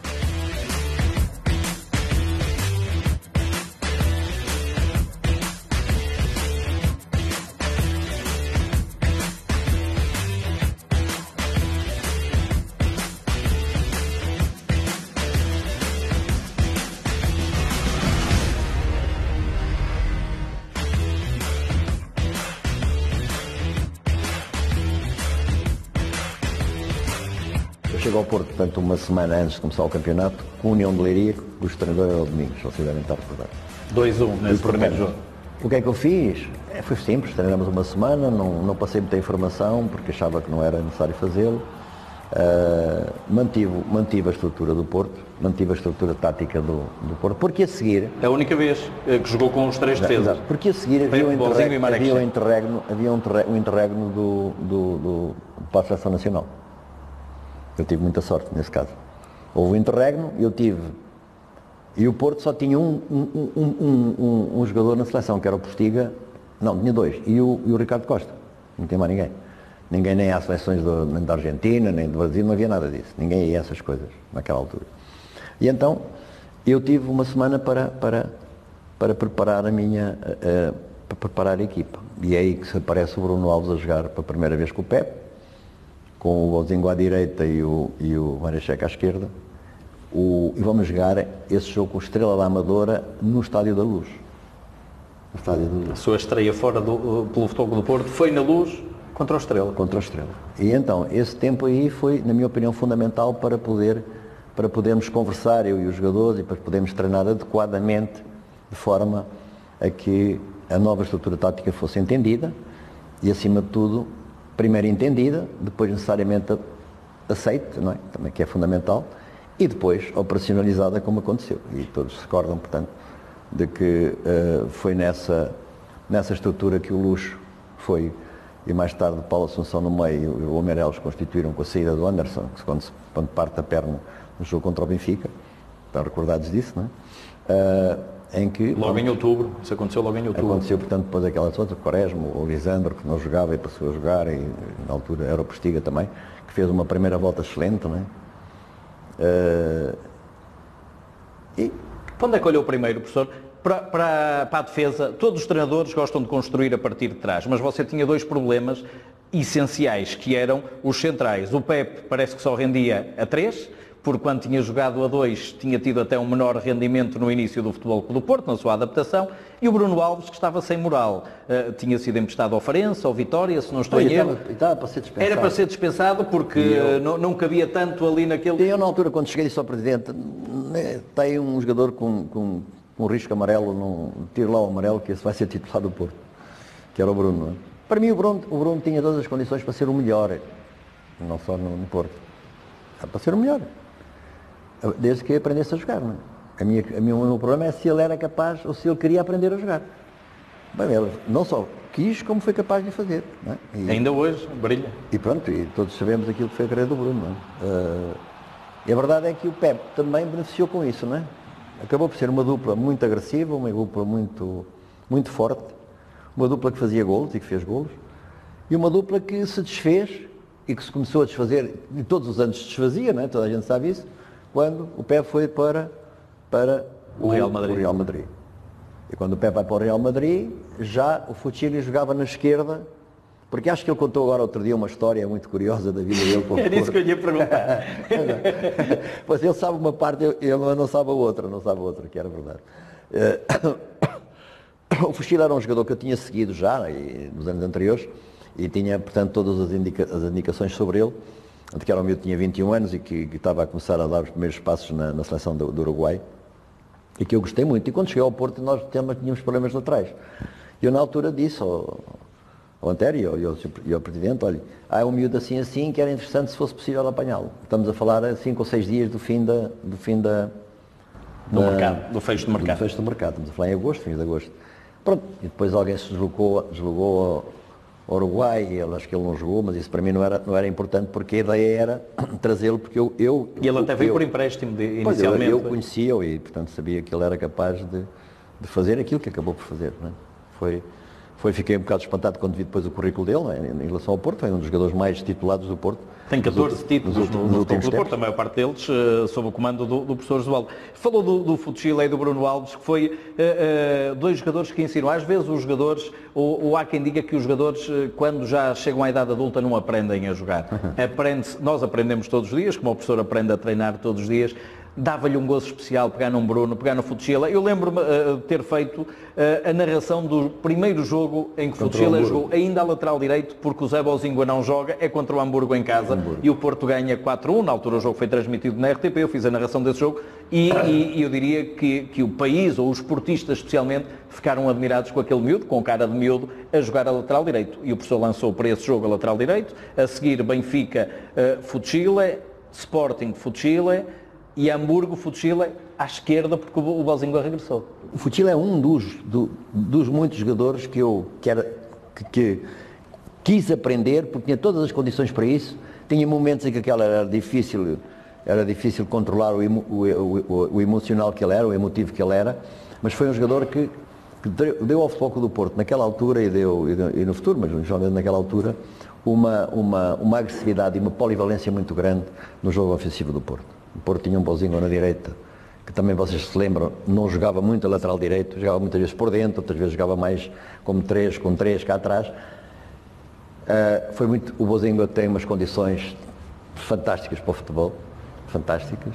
Sempre, muitas vezes, tu se quiseres podes ser, não só o melhor português, mas um dos melhores do mundo nessa posição. Foi outro que acreditou que era possível, irreverente, e toda a gente conhece, mas foi alguém, ou foi um jogador que foi capaz, de uma forma muito fácil, de aprender o essencial para ser um grande lateral. E isto não é fácil. O professor, mas há também alguns deles dizem que o professor, e agora deixe-me pôr entre aspas, fazia jeito de brincadeira, era chato, e eles para aprenderem tinham que levar consigo muitas e muitas e muitas vezes. Pois é. É que ninguém... Quando o jogador diz que ele era um chato, ensinou-me a jogar porque era chato. Ninguém... A ideia que eu tenho de um treinador é simples. O treinador quer obter resultados. O treinador tem que gerir uma equipa de 20, grupo de 20, tem que escolher 11, tem que preparar 20 jogadores, tem que fazer tudo isso que nós sabemos. E o treinador quer que a equipa jogue de uma determinada forma. E a minha pergunta é esta: se ele não souber jogar aquilo, se ele não conseguir interpretar aquilo que você quer que ele faça, como é que a equipa pode jogar e o que é que ele pode fazer? Portanto, o primeiro passo que você tem que ter como treinador é ensiná-lo a fazer aquilo que é fundamental para primeiro poder ele individualmente ajudar a equipa. E depois, quando se coordenar com os outros, quando conseguirem fazer a coordenação tática, fundamental, tudo aquilo que faz parte do conhecimento tático da equipa, que tenham os mesmos conhecimentos, entendam o jogo da mesma forma. É impossível uma dupla de centrais, Pepe e Bruno, que não soubessem jogar num para um, que não fossem saber o que era uma cobertura, que não fossem capazes de fazer os equilíbrios fundamentais quando um apertava e quando o outro ficava mais livre. Quer dizer, se não soubessem isto, se não aprendessem isto, como é que eles podiam jogar juntos? Como é que um Lisandro que jogava na direita, a bola vinha e ele, quando a dominava, vinha para trás, e eu perguntava-lhe qual era a baliza que ele queria, se era para um ou se era para o outro. Portanto, o que é que ele tinha que fazer para poder tirar vantagem daquelas que eram as suas qualidades? Essa é a única função que o treinador tem que ter. Potencializar a qualidade dos jogadores. É fundamental. O professor, quando chega ao Lisandro, jogava sobre uma ala e depois acaba por ser o melhor marcador como um ponta de lança, como um avançado centro. O Lisandro foi o avançado. Eu gosto muito pouco de falar. Pontas de lança no Porto, sim. Conheci um muito bom. Foi o Falcão. Todos os outros eram avançados. Percebe? Já o Derlei antes tinha sido avançado, não com o professor, mas o Derlei antes, sim. Depois o Lisandro dentro do mesmo estilo, de fazer sim. A frente toda, sim. Não é? Portanto, o Lisandro conseguiu, pela forma que tinha de ser, pelo seu caráter, o Lisandro conseguiu perceber que se fosse capaz de jogar nas três frentes de ataque, se fosse capaz de perceber quando estava no meio, as ações táticas eram relativamente diferentes de quando estava numa banda ou na outra, ou numa zona intermédia. Quando o Lisandro percebeu isto, foi fácil, rapidamente chegar ao patamar que chegou. Portanto, tu tens que convencer o teu jogador de que qual é o caminho. E mais, tens que lhe propor várias soluções. Não podes dizer, eu quero que tu jogues assim porque eu quero. Não, isso não existe. Ele tem que entender e tem que escolher das informações que lhe dás, daquilo que lhe ensinas, não é? Daquilo que lhe propões. Ele tem que perceber e tem que, muitas vezes, vai buscar aquilo que melhor lhe serve. E quando ele vai buscar aquilo que melhor serve, que até pode não ser aquilo que tu pensas, mas que é eficaz, por que é que vais contrariar? Porquê? Como dizia o Pedroto, quando o Gabriel cruzava mal, e um dia cruzou e cruzou bem, e dizia, também está bem, não é? Também está bem, também está certo, também serve. Também serve. Ora bem, o Lisandro foi capaz de criar o seu próprio processo tático-técnico, porque começou a aprender a fazer aquilo que antes não era capaz de fazer, nem na direita, nem no meio, nem na esquerda. Tá? Portanto, quando ele começou a viajar em toda a frente de ataque, ele tinha uma bagagem tático-técnica muito forte para poder aparecer e fazer golos como ele fez, e defender como ele defendia, e acima de tudo ser um jogador que em qualquer momento, mesmo num dia mau, ele ia aparecer sempre. Professora, e como é que se consegue em tão pouco tempo, porque eu estou a lembrar-me desde logo, neste primeiro ano, do jogo perfeito. Não existem jogos perfeitos, não se pode dizer isto a um treinador, mas quase perfeito. CSKA 0, Futebol Clube do Porto 2, na Liga dos Campeões. Quase 3, mais ou menos, não, 3 meses. 3 meses de trabalho, Setembro, foi outubro, novembro, não é por aí. Foi. 3 meses de trabalho. Lembro perfeitamente desse jogo. E ganhamos a Porque qualificação tinha empatado aí. em casa 0-0 e era um jogo decisivo. Se perde, está fora, se ganha, está qualificado. Estávamos na guerra com o Arsenal É e um com jogo eles. quase perfeito. Eu lembro-me que era o bolzinho a Zirkov de um dos lados, que era um É um jogador... cruzamento do Lisandro e o gol do Quaresma, é um cruzamento do Quaresma e o gol do Lisandro. Do Lisandro. Pronto. Pois, é isso que ele disse. Foi muita informação em pouco tempo, mas com muita gente inteligente, como já disse, já focou vários, para poder, e com muita qualidade, para poder absorver e processar essa informação rapidamente. Sim, eu quando disse, a informação que você passa tem que ser entendida e depois tem que ser operacionalizada, não é? E o treino, e você ou tem capacidade no treino, e nos exercícios que você escolhe, na forma como você treina, tem capacidade de fazer perceber aos jogadores e de os integrar dentro desse processo. E, à medida que você vai fazendo isto, quando o sucesso aparece, você vai ganhando jogadores e vai ganhando processos. Quer dizer, mesmo quando as coisas não correm bem, eles acreditam, porque já foi bom, eles acreditam que aquele é o caminho e é a linha. E foi isso que aconteceu no Porto. Foi isso que aconteceu quando saíram alguns e vinham outros. E quando chegavam outros de novo, e o Porto sabe que é verdade, toda a gente no Porto sabe que isso é verdade, parece que aquilo não se passava nada, não é? Parece que não se passava nada. Há uma determinada altura, depois quando se tira a água toda do moinho, que aquilo ali já é mais complicado. Mas a verdade é que fazer entender ao Luxo, por exemplo, que era um jogador especial, mas fazer entender ao Luxo, por exemplo, que ele nunca podia ser um médio construtivo só, mas ele tinha que ser um médio finalizador muitas vezes. E o Luxo fez 13 golos por época no Porto. Portanto, era o seu treinador em campo, ele? Era alguém com quem eu falava antes do jogo começar o que é que ia acontecer e o que é que podia acontecer. E era o Luxo que às vezes, quando aquilo, numa alteração, ele fazia assim para mim, e nós tínhamos uma mecânica de uma forma de comunicar muito gestual, em que com um gesto fácil para ele entender, ele dentro do campo harmonizava aquilo, porque às vezes você diz a um jogador, tu vais fazer isto e vais dizer aquilo, ele não diz nada, entra dentro da coisa, vai completamente perdido. Quando ele ia completamente perdido, eu já sabia que estava lá o comandante para poder agarrar na criança ou no rapaz e colocá-lo no sítio certo. Portanto, o Porto cresceu assim, na minha opinião. Cresceu assim, e houve uma altura que era uma equipa que dificilmente perdia. Perdeu um jogo que custou, que foi meio jogo perfeito. Não sei se concorda comigo. Chelsea-Porto, oitavos de final da Champions League, 1-1 no Dragão. Ao intervalo, o Porto está a ganhar 1-0 em Londres e acaba-se, não estou em erro, com o Lampard a fazer um passo pela linha lateral porque não tinha linhas de passe e o Futebol Clube do Porto estava a fazer um jogo absolutamente perfeito até aos 45 minutos. Foi, e depois da segunda parte, o Porto entrou e começa o peso, não é? Isso, toda a gente conhece essa história, não é? O Porto naquele momento estava a 45 minutos de eliminar o Chelsea, não é? O Chelsea de Mourinho na altura, havia toda essa carga, não é? A equipa não foi tão forte, tão consistente, não foi, é melhor, a equipa entrou a pensar nisso e quando assim tem que haver qualquer coisa que anime, qualquer coisa que ajude. Foi ao contrário. Foi o contrário. E portanto, a partir daí foi mais difícil para nós, inclusivamente o segundo gol, que é um gol de voleibol dentário, né, que marcava lá que o Farco deu desse gol, e que nos tira a possibilidade de seguir em frente. Mas na Liga dos Campeões há outras histórias muito mais difíceis de engolir que essa e muito mais injustas do que essa, não é? Mas nesse primeiro ano estamos a falar em março. O Porto embala para ser campeão, estamos a falar em março. Toda a gente, eu próprio, nós sabíamos que o Porto tinha atingido um grau de maturidade já com aqueles jogadores, ao fim de 5, 6 meses de trabalho, que depois iria dar aquilo que nós sabemos, não é? Que foi a continuidade das vitórias no Grande Portão. Porquê? Lá está, porque, como eu disse há pouco, para mim, fui sempre assim, como treinador, desde o primeiro dia até agora, quando acabei há um mês atrás. Se eu quero que a minha equipa jogue e pense e jogue como eu quero, eu tenho que ensinar os meus jogadores a jogar para poderem fazer aquilo. Professor, esse ano teve apenas um susto, que foi aquela penúltima jornada em Passos de Ferreira.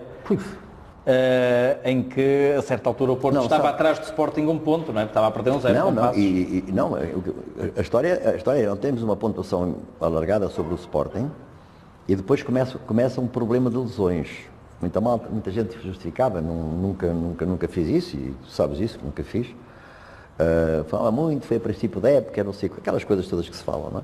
A verdade é que houve uma série de lesões e houve uma perca de identidade da equipa à medida que os jogadores foram trocando e depois instala-se a dúvida, como é óbvio, instala-se todos aqueles problemas de uma equipa grande. Nós perdemos um jogo no Bessa, com o Boa Vista, foi um jogo terrível para nós, porque esse foi o primeiro grito de alarme, atenção que isto pode dar zebra, não é? E tínhamos um Sporting forte, não é? Tínhamos um Sporting forte, mas aquele jogo em Passos Ferreira foi inacreditável. Vocês não sei se estão lembrados que parece que havia um microclima ali, que uma tempestade lá, naquela zona ninguém percebia muito bem o que é que estava a passar ali. Acabámos por empatar aquele jogo com alguma felicidade, é verdade, mas depois, com a vitória em casa com o despedido das Aves, que ao intervalo também não estávamos. Não estávamos campeões ainda, mas aí é diferente. Aí não havia ninguém que nos pudesse tirar o título, porque aqueles jogadores que estavam lá naquela altura já tinham passado há muito tempo a barreira da dúvida, já não havia dúvidas ali de que nós éramos melhores e que íamos ganhar o jogo. Eu recordo-me que o Lisandro fez 2 golos fantásticos.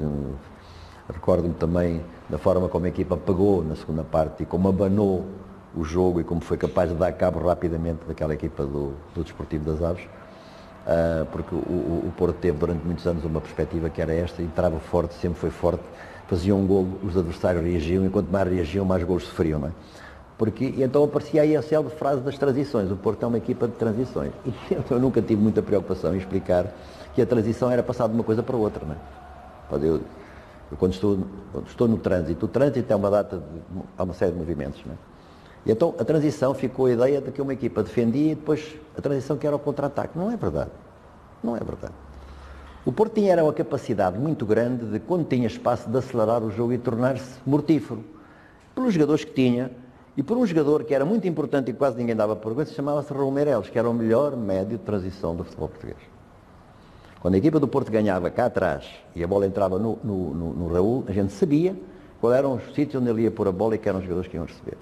E qual era a capacidade de aceleração que temos. Estamos a falar do Hugo, estamos a falar do Tariq, estamos a falar do Quaresma, estamos a falar do Lisandro, estamos a falar mais tarde do Varela. Enfim, todos os jogadores que nós escolhíamos para poderem ser os veículos daquilo que nós queríamos que a equipa fosse capaz de fazer. Mas era uma equipa que, quando nos davam espaço, era difícil controlar. Era uma equipa que, quando não nos davam espaço, nós tínhamos um equilíbrio defensivo muito grande, muito bom, muito bem organizado, e por isso tivemos primeiro um Paulo Assunção que foi fenomenal, e depois, quando ninguém esperava que aparecesse um outro Paulo Assunção, apareceu o Fernando, que toda a gente se esquece que ele foi para estágio connosco no ano anterior para a Alemanha, depois dali foi para... Ainda jogou no Bessa um jogo particular antes de ir para o Estrela. Foi para o Estrela da Amadora, e portanto preparou-se para vir para poder ser o 6 do Porto. E foi muito importante, não só nesses anos, que os 2 anos esteve comigo, como foi muito importante nos anos a seguir com o Porto. O Porto tinha um equilíbrio defensivo muito bem organizado, que era uma questão tática. O Porto não era uma equipa que se pudesse dizer que era muito agressiva na forma como ocupava, mas taticamente éramos muito agressivos. Isto é, não havia muitos espaços para jogar, não havia muito... Muitas vezes os adversários perdiam a bola porque não tinham para onde jogar, e quando perdiam a bola entregavam-nos aquilo que a gente queria nos espaços em que nós queríamos para podermos Era uma espécie de crocodilo aquele futebol do Porto. Não sei se era guardava a presa para... Não sei se era e isto a gente pode dizer assim: mas isto era em Portugal. Não era em Portugal, tu sabes que não era.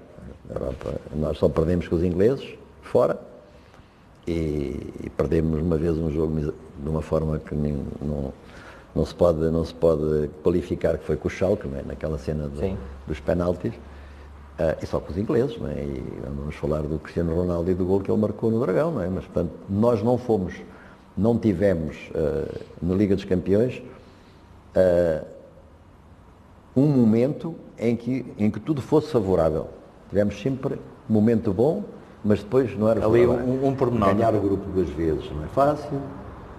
Ir aos quartos de final, já lá vamos, professor. Ainda estamos no primeiro ano e ainda nem sequer falamos das suas sensações no dia em que é campeão. se as consegue descrever. Aquele jogo com o Aves, em que finalmente, sem ser como adjunto, como treinador assistente, se consagrava como campeão nacional após os 60 anos. De que forma é que sentiu aquele dia, de que forma é que os seus também sentiram que tanto abdicar às vezes da vida pessoal, da vida familiar, era naquele dia que estava tudo gratificado por isso? Não. Nesse dia eu fui capaz de dizer a mim próprio e à minha família mais próxima que tinha conseguido a primeira vitória de outras que eu iria conseguir, porque eu até ali não tinha ganho nada. O facto de ter ganho como adjunto não me dizia nada, ou melhor, dizia muito, tenho isso. Mas não era seu? Tinha isso, não era seu, não é? A casa não era sua? Sim, era uma casa alugada, não é?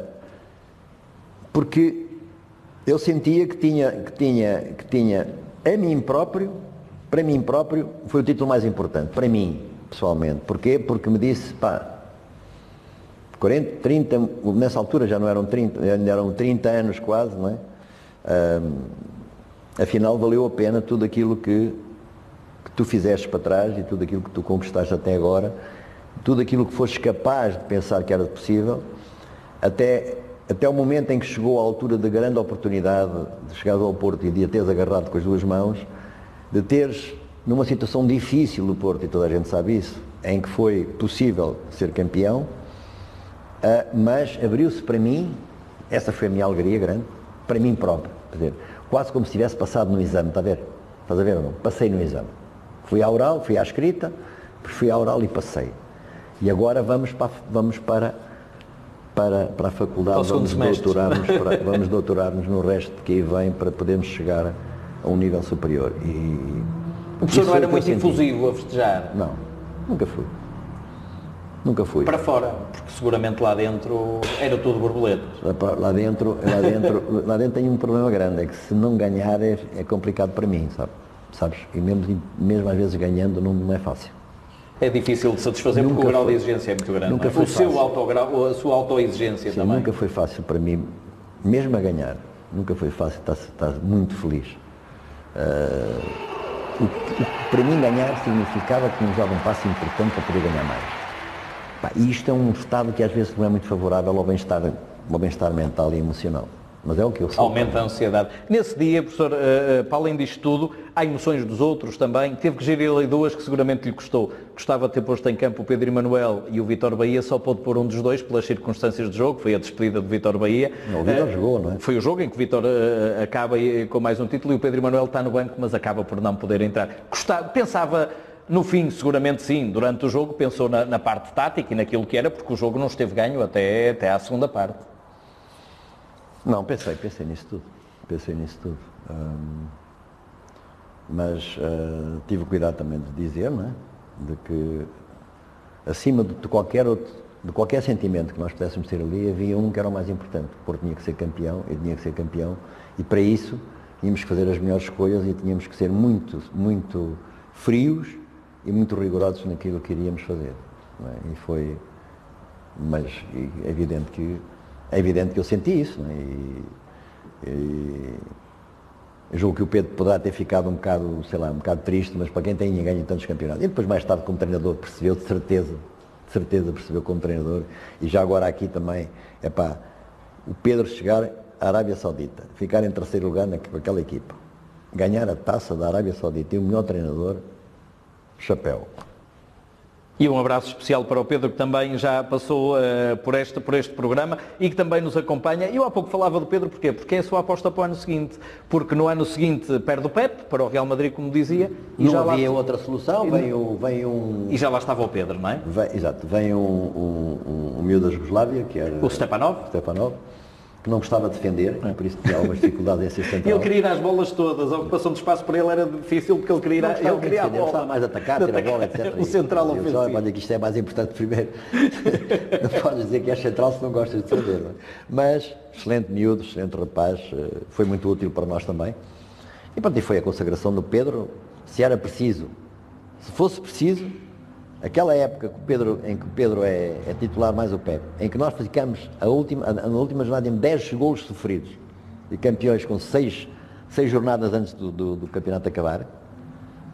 Contra o Estrela da Amadora, uma goleada 6-0, não é? Foi muito difícil gerir a parte final, porque não era fácil, não é? Mas, e pronto, e depois o Pedro faz aquela opção de ser treinador e pronto, e acabou por sair. O Vítor saiu naquele ano, como a gente sabe.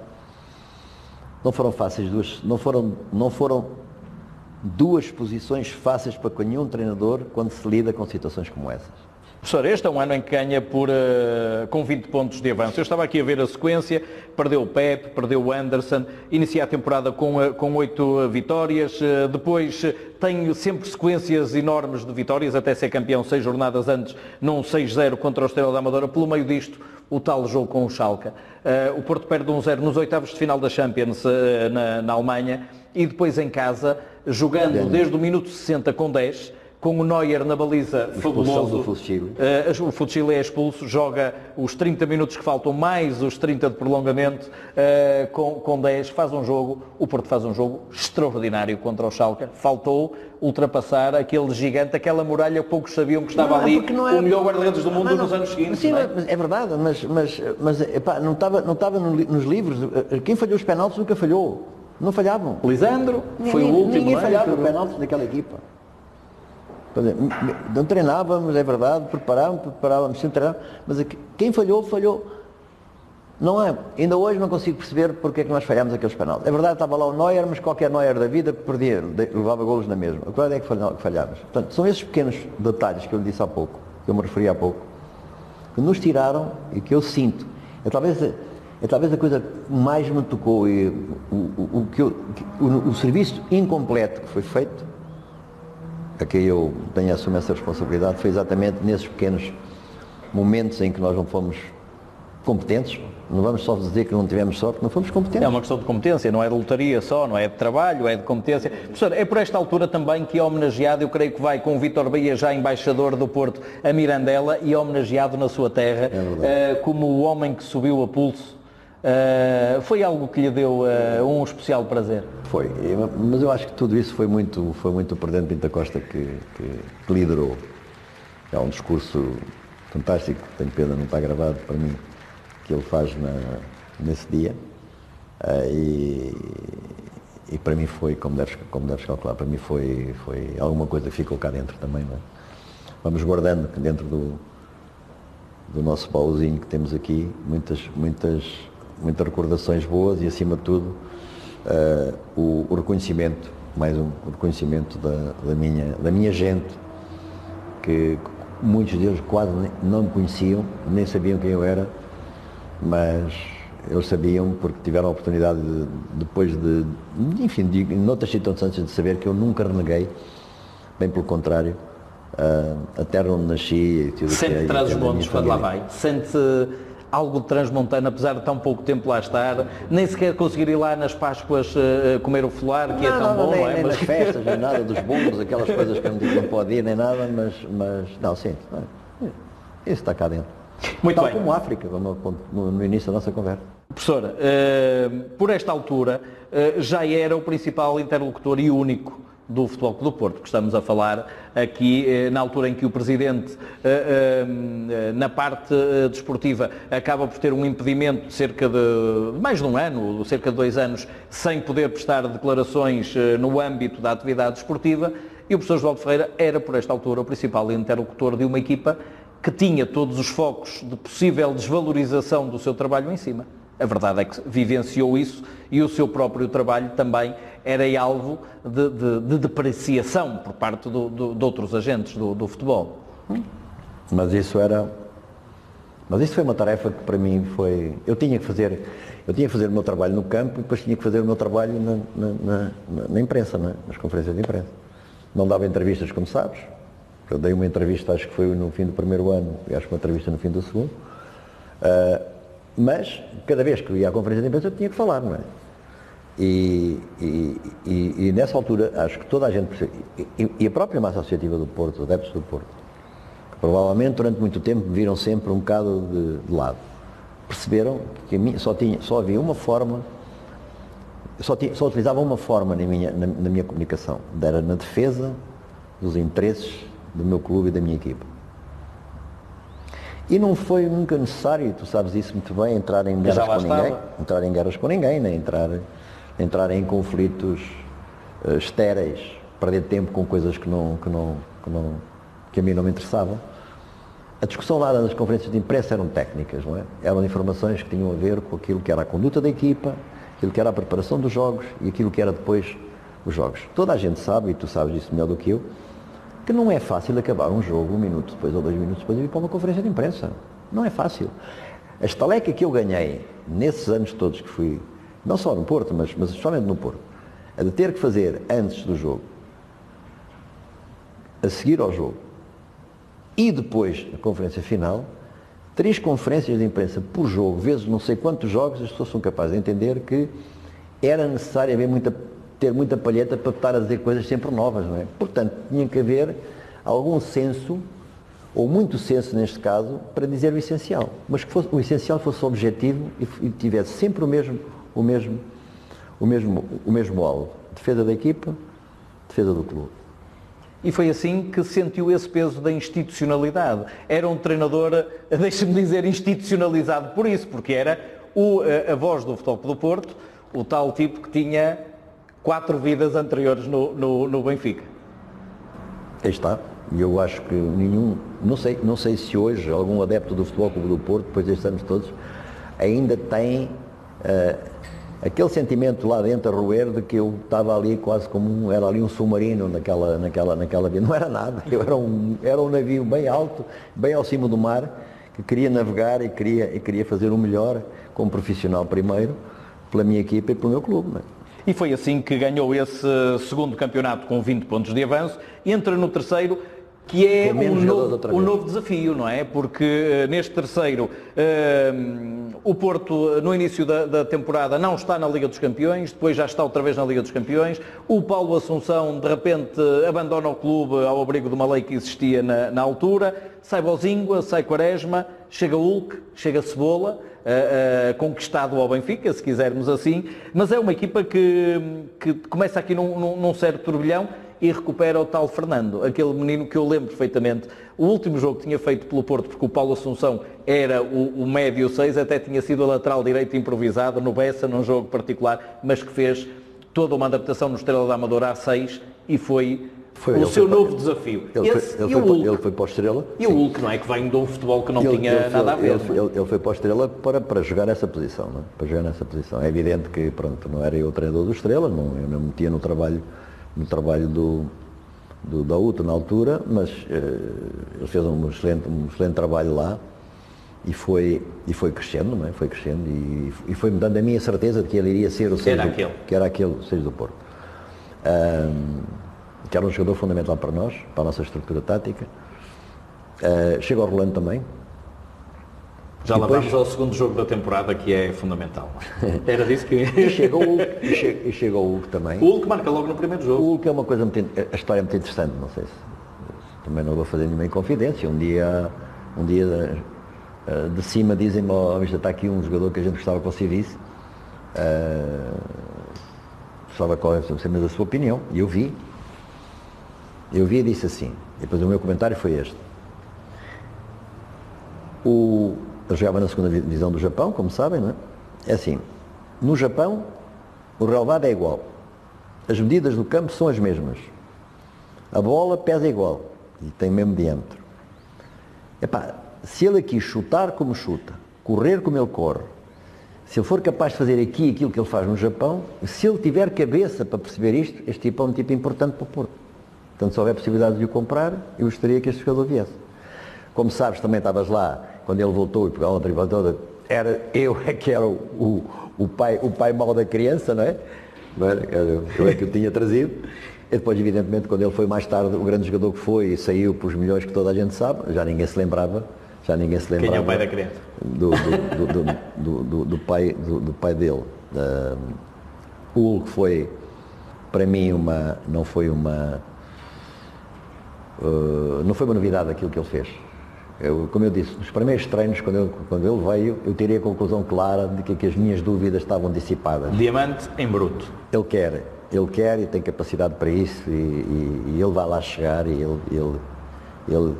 isto ele tem, o resto é que é difícil comprar, não é? Ninguém compra, há muita gente que tem e depois não consegue ter aquilo que ele tinha. E portanto o Hulk foi, toda a gente sabe o jogador que foi, a forma como ele no princípio era indisciplinado, a forma como ele saía do jogo, porque toda a gente o tirava do jogo, porque fazia-lhe umas coisas, ele apanhava amarelo, ficava fora do jogo, tudo aquilo que nós tivemos que comer durante muito tempo para poder depois ter um apuradinho para fazer as coisas fantásticas que ele foi capaz de fazer no Futebol Clube do Porto durante estes anos todos. Professor, o segundo jogo da temporada é um jogo fundamental. É um jogo na Luz. O Porto ao segundo jogo vem à Luz e dão-se duas alterações importantes que têm a ver com o eixo da equipa. Um defesa central e um médio defensivo. Bom, não é uma posição fácil de se fazer sair o Pedro e meter o Rolando, que vem do Belenenses e é miúdo, e o Fernando. Mas aquilo era o jogo para eles. Ou era ou não era. Eu não havia gampada. Treinaram bem durante o tempo, foram aprendendo, percebi que estavam a se integrar bem, mas tinha que haver ali, como eu disse, já outra vez, para mim foi igual, ganhar o primeiro campeonato, para mim foi importante saber que era capaz de ganhar. E eles tinham que saber se eram ou não capazes de jogar no jogo naquele clube. Se eram ou não capazes de fazer aquele lugar. Estávamos a falar do campeão nacional. Eles tinham ou não tinham condições para poder jogar ali. E o melhor exame é aquele. Era ir à Luz e ter um treinador que acreditava neles e que cá fora não ia cobrar nada. Eles sabiam isso. Ninguém vai cobrar nada. Ninguém. O responsável sou eu. Vocês joguem à vossa vontade, porque eu tenho a certeza que vocês vão fazer direitinho e vão fazer bem. E todas as cobranças que aparecerem, eu não vou ficar com nenhum papel na mão, nem vou escrever nada lá. Vocês vão continuar a merecer a minha confiança. Portanto, eu sei que houve algum, que é possível, ele é maluco, agora vai meter estes dois miúdos aqui num jogo destes. Foi um recomeçar, porque o Porto, em termos defensivos, o Rolando vai para o lado do Bruno Alves, Saponaro e Sissoko, que chegam à equipa, não é? Portanto, a alteração nos laterais, a alteração num dos centrais, sai o Paulo Assunção e entra o Fernando, no ataque o Hulk era uma novidade, foi uma reconstrução ao terceiro ano, tenho o gozo de poder reconstruir. Não, e por isso é que nós estivemos ali durante algum tempo, bem, o Cebola também, não é? O Cebola. Estivemos ali um bocadinho também, andámos ali um bocado, foi o problema do Hulk e do Lisandro, a conjugação dos dois não foi fácil. O Licha tinha sido ponta de lança, melhor marcador a jogar no meio, não sei quando aparece o Hulk. Muito individualista, espaços, não é? Muito individualista, não foi fácil coordenar isto, não é? Não foi fácil casar um com o outro e fazê-los perceber a importância que tinham os dois na equipa. Mas a verdade é que quando fomos a Braga ganhar e passamos para primeiro, o Benfica empatou no Restelo, salvo erro, ou perdeu, e nós ganhamos em Braga. Vamos para o primeiro, o campeonato acabou aí. Isso já é depois daquela série de 3 derrotas seguidas que é praticamente inédita na sua passagem pelo Porto e que foi tudo numa semana. Foi uma semana negra, porque foi uma semana de Champions League em que o Porto perde com o Leixões 3-2 em casa. A meio da semana perde com o CSKA 1-0 e depois perde com o Naval, não é? Dinamo de Kiev, salvo erro. O Dinamo de Kiev, exatamente, depois foi em Kiev, não era o CSKA, foi o Dinamo de Kiev. O CSKA tinha sido do primeiro ano. Perde 1-0 em casa, o de livre, não o gol de livre, e depois perde na Naval, algo conhecido também na altura com alguma turbulência, troca de guarda-redes, tinha saído o Elton, tinha entrado o Nuno, muita coisa que aconteceu. Temiam nesse mês que o baralho caísse? Não. Ou nessa semana, não foi nesse mês, porque tudo se conjugou a seguir. Eu lembro perfeitamente no fim do jogo, no fim do jogo da Naval? Da Naval, que estava massa, muita gente do Porto ali na rede, eu lembro-me do Bruno chegar lá com aquele ar dele e dizer assim, isto acabou, isto é para ganhar sempre, isto foi um acidente, nunca mais vai acontecer, vamos já ganhar o próximo. O Bruno, dizer isto como capitão. O Porto tinha isso. E o próximo era Kiev, fora, no estádio antigo o estádio novo estava em obras, no pequenino estádio do Dinamo, e Alvalade para a taça. A perspectiva de 5 derrotas na altura pairava em todo o lado e havia uma pressão quase unânime de colocar aquele Porto no chão. Pronto, e nós fomos ganhar a Kiev com o gol do Luxo já aos 92 minutos, estávamos a perder 1-0. O gol do Rolando, aliás, o primeiro e depois o do Luxo. E depois fomos empatar a Alvalade e ganhamos nos penaltis. E depois a partir daí toda a gente sabe a história. Não é? O Porto ganha outro campeonato com muita vantagem. Essa reviravolta épica em Kiev é um bocadinho a imagem daquilo que dizia agora do Bruno Alves e da equipa. A equipa sentia-se, apesar de tudo, capaz de dar a volta por esta altura a qualquer que fosse o momento. E sentia isso também, o treinador sentia aliás, isso. a jogada do segundo gol do Porto, que era uma jogada típica nossa, acabou por ser construída entre o Lisandro e o Hulk, que é uma substituição ao intervalo que possibilita isso, e ninguém esperava que o Lucho aparecesse na esquerda. Mas aquilo que eu falei há pouco, sobre aquilo que era o Lucho como jogador e aquilo que era a importância dele e de todos os médios, mas fundamentalmente dele, ele faz um gol na esquerda aos 92 minutos, tira a camisola e fica fora do jogo. Fica fora do jogo a seguir. E o jogo a seguir era com o Fenerbahçe na Turquia. Que o Porto ganhou 2-1. Onde nós fomos ganhar 2-1 também. E, portanto,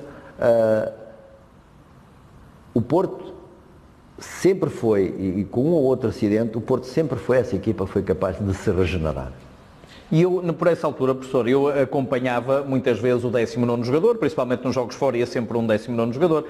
Umas vezes era Farias, outras vezes era Guarinho. Estou a falar de jogadores que me lembro de ver ali e esses jogadores sofriam como se estivessem lá dentro. Não era um comum do 19º que se calhar olhamos.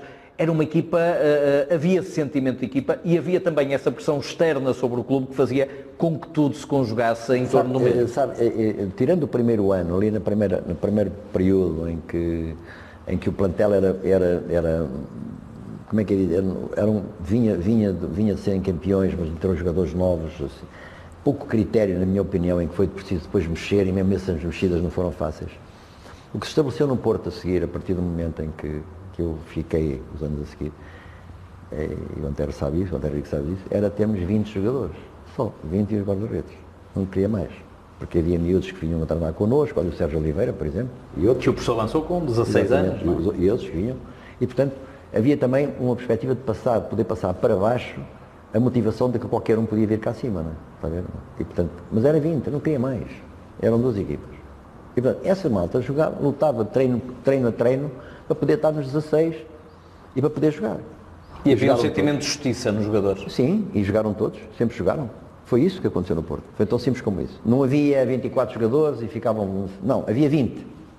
Professor, este é o tal ano dos quartos de final com o Manchester United. Nos oitavos, o Porto com o Atlético de Madrid faz 2-2 fora, 0-0 em casa e passa pelos golos marcados fora, 2-2 que podiam ter sido 5 ou 6-2. É um jogo em que eu não me lembro de uma equipa, num encontro da Liga dos Campeões a eliminar, tenha tido tantas ocasiões para fazer golos. O Leo Franco fez uma exibição fantástica. O Porto, por essa altura, jogava um futebol absolutamente, estamos a falar já outra vez em março, esclarecedor do seu valor e que podia ter chegado bem longe, até porque a seguir vai empatar 2-2 a Manchester e só perde com o tal gol do Cristiano Ronaldo no Dragão. Não, mas esse jogo do Porto em Manchester, esse jogo do Atlético de Madrid, aliás, o Atlético de Madrid foi mais um cliente nosso durante o tempo que eu estive no Porto. A seguir 3-0 lá. Eu acho, foi sempre, são essas pequenas questões que me deixam a mim, que não são irreversíveis, já não há nada a fazer, mas fiquei sempre com aquela sensação de que ficamos um pouquinho aquém daquilo que realmente era possível lá chegar. Falar de sorte é verdade, é preciso tê-la também, é preciso alguma felicidade, mas temos 34 jogos na Champions League, eu fiz 34 jogos, ainda hoje penso que sou o treinador com mais jogos feitos na Champions pelo Porto. O nível de vitórias é bom, os clubes ingleses eram difíceis para nós e continuam a ser. Para o Porto é um fantasma. Fora, porque em casa sim. Fora é um fantasma. Agora, esse jogo com o Manchester... Que o professor não está no banco. Não está no banco. Não, no Dragão não estou. Não estou no Dragão porque houve uma cena da UEFA. Mas ia-me falar do jogo lá ainda, do Manchester, Porto empata 2-2. 2-2 lá, nós fomos melhores que o Manchester. Aliás, entramos, mas fizemos um gol primeiro. Fomos melhores sempre que o Manchester durante o jogo todo. A equipa do Porto foi capaz de perceber que tinha condições para jogar contra aquele Manchester num jogo aberto, como aconteceu. Aliás, como o Ferguson no fim já com... Os 2 copos de vinho. Com 2 ou 3, nós sentados numa mesa, nós sentados numa mesa com croquetes e com vinho tinto e não sei o que, é muito simpático o Sr. Ferguson, em que conversávamos sobre isso e ele foi extremamente honesto e disse, foi um jogo aberto, qualquer um podia ganhar, mas acho que o Porto foi melhor hoje que o Manchester United. Só que depois eu não sabia que ele ia chegar lá ao Dragão e ia jogar com 4 laterais, não é? E com o Ronaldo numa outra posição, respeito muito grande pelo Porto. Nós nesse jogo perdemos o luxo, não jogou mais, foi o último jogo que ele fez pelo Porto. E não fomos felizes. Eu acho que esse jogo não fomos felizes, porque aquele pontapé não é um pontapé é um pontapé fantástico, é o melhor gol que ele marcou, diz ele, ainda continua a dizer isso, mas aquele, podia ser contra outro, contra mim não, quer dizer, também é um bocado chato. E há um pontapé que o Lisandro falha a 4 minutos de fim, não falha, não lhe acerta bem, que ele acertava sempre bem. E o Tecla também, o Tecla tem um lance para fazer, normalmente faria golo, quer dizer, nós só tínhamos que fazer um golo. Naquele jogo. Aquele jogo era o jogo com 2-2, era um golo. Sim, um em casa e o Porto passava. Ganhávamos aquela eliminatória, mas pronto, foi... É a sua mágoa. Faltou. É a sua mágoa nesse... Foi o que faltou, acho eu. Se tivesse seguido em frente, acreditava que era, nessa altura podia ter ido até lá. Era o Barcelona. Acho eu que era o Barcelona. Não. O Barcelona, não era o Barcelona. A seguir ao Schalke é que era o Barcelona. É que foi o Barcelona. Portanto, nesse do Manchester já só iam faltar 2 jogos para poder estar na final. Eu acho que quando se chega a umas meias finais, vão-se me recordar a história do Porto, não é? Quando foi campeão europeu em 2004. Quando se chegam às meias finais,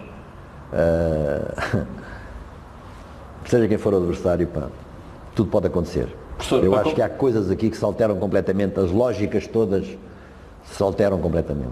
Para compensar isso, o seu terceiro título e algo que foi histórico e ainda hoje é histórico. Um treinador fazer um tri consecutivo é o único, não só no Futebol Clube do Porto, mas no futebol português. Alcança o seu tri num jogo contra o Nacional, o Porto ganha 1-0 com o golo de Bruno Alves, e para festejá-lo eu diria que nada melhor do que a relação final, se quisermos, que faltava com a cidade, que foi acabar o jogo, meter-se em cima de um autocarro panorâmico e ir à baixa, sentir algo que ainda não tinha sentido, que era estar na Avenida dos Aliados com os adeptos do Porto. É verdade, foi a cereja no tempo do bolo. Foi uma consagração que eu guardo com muito carinho e ter podido observar que os adeptos do Porto pediam para ficar no Porto. Porque naquela altura havia ali, não havia contrato, não havia ali que me pediam para ficar no Porto. Foi uma coisa que eu retive com muita... É claro que nós sabemos nas euforias e fases, nós manifestamos, mas muita gente já não é tanto assim um caso ou outro isolado. E ficou. E fiquei.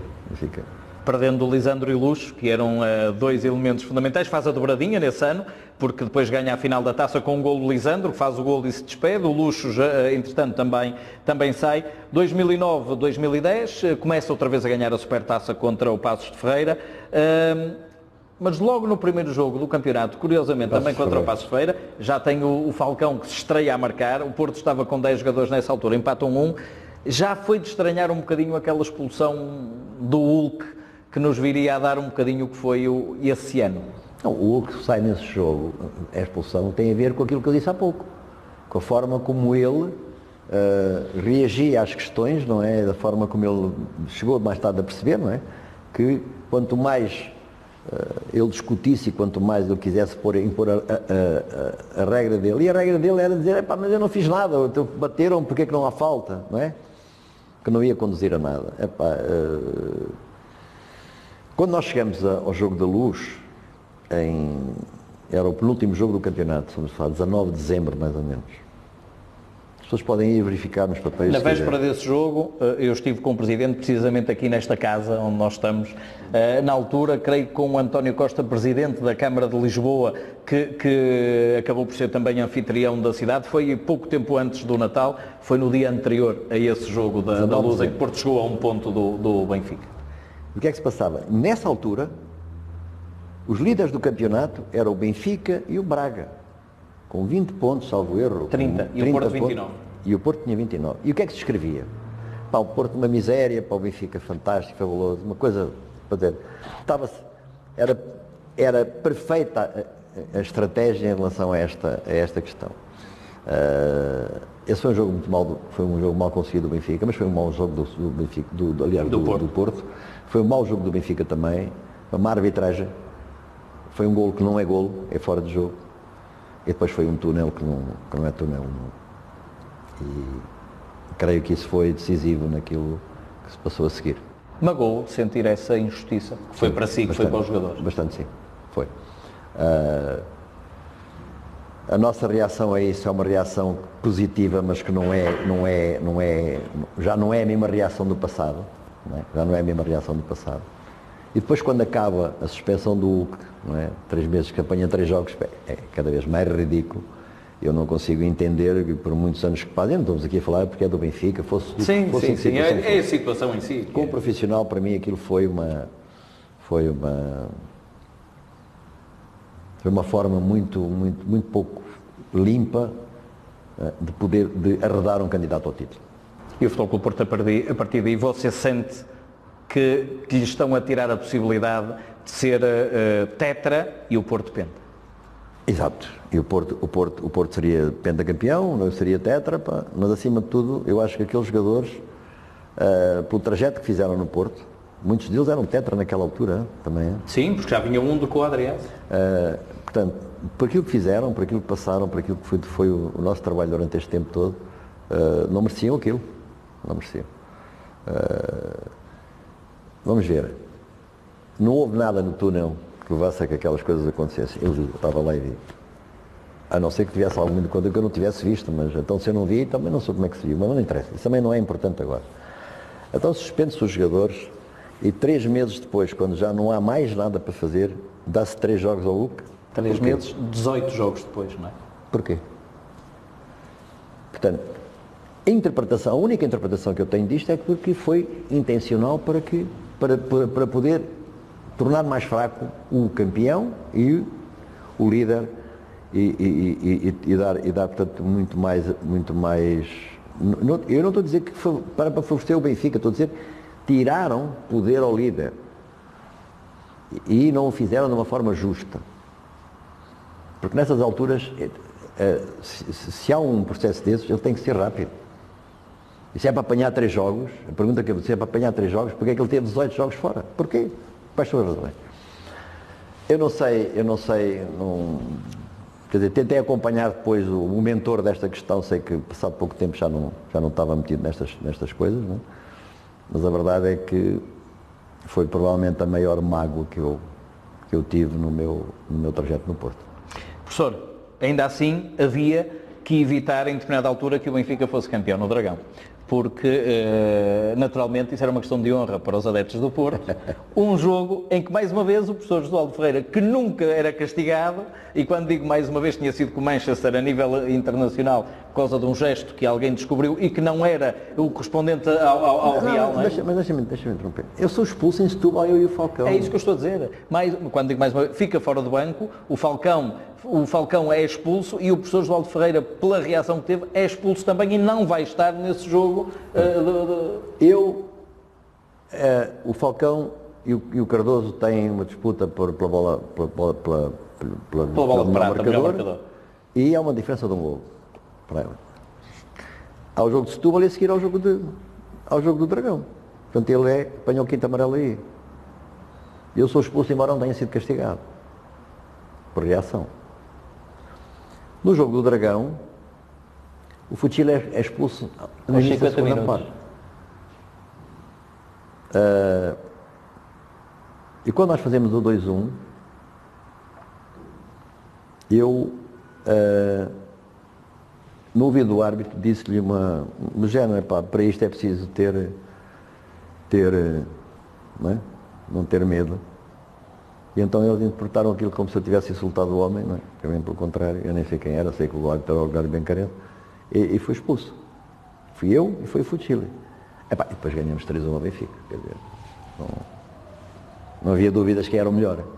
Embora, e eu tenho que ser honesto nisto, a equipa do Benfica que ganha esse campeonato é, na minha opinião, a melhor de todas, a melhor de todas naquele processo que o Benfica teve durante o tempo em que competiu diretamente com o Porto, porque o Benfica interrompe a hegemonia do Porto e depois a seguir volta a perder 2 campeonatos. 3. Foi o André Vilas Boas e 2 do Vítor Pereira. Foi 3.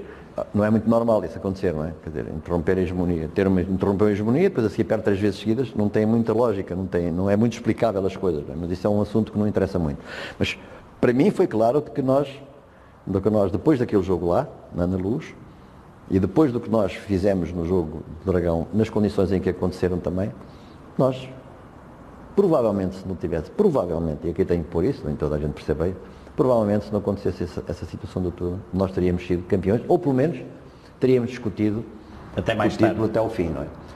Porque a verdade é que o Benfica contra o Braga no último jogo teve que ganhar para poder ser campeão. Sim. O Braga estava a jogar no Nacional e o Benfica em casa com o Rio Ave, se não estou em erro, e em determinada altura a coisa até podia ter virado para o Braga. Professor, nestes últimos 10 jogos no Futebol Clube do Porto, houve ali uma pequena variação naquilo que era a sua principal convicção no 4-3-3. O Porto joga ali algumas vezes. Eu estou a ver a última equipa que está aqui atrás, que foi a última equipa do professor ao serviço do Futebol Clube do Porto, a que ganha a taça 9-10, que é contra o Chaves, e há ali 4 médios e só 2 avançados. Hulk e Falcão, Raul Meireles, Bellucci, Fernando e Guarim.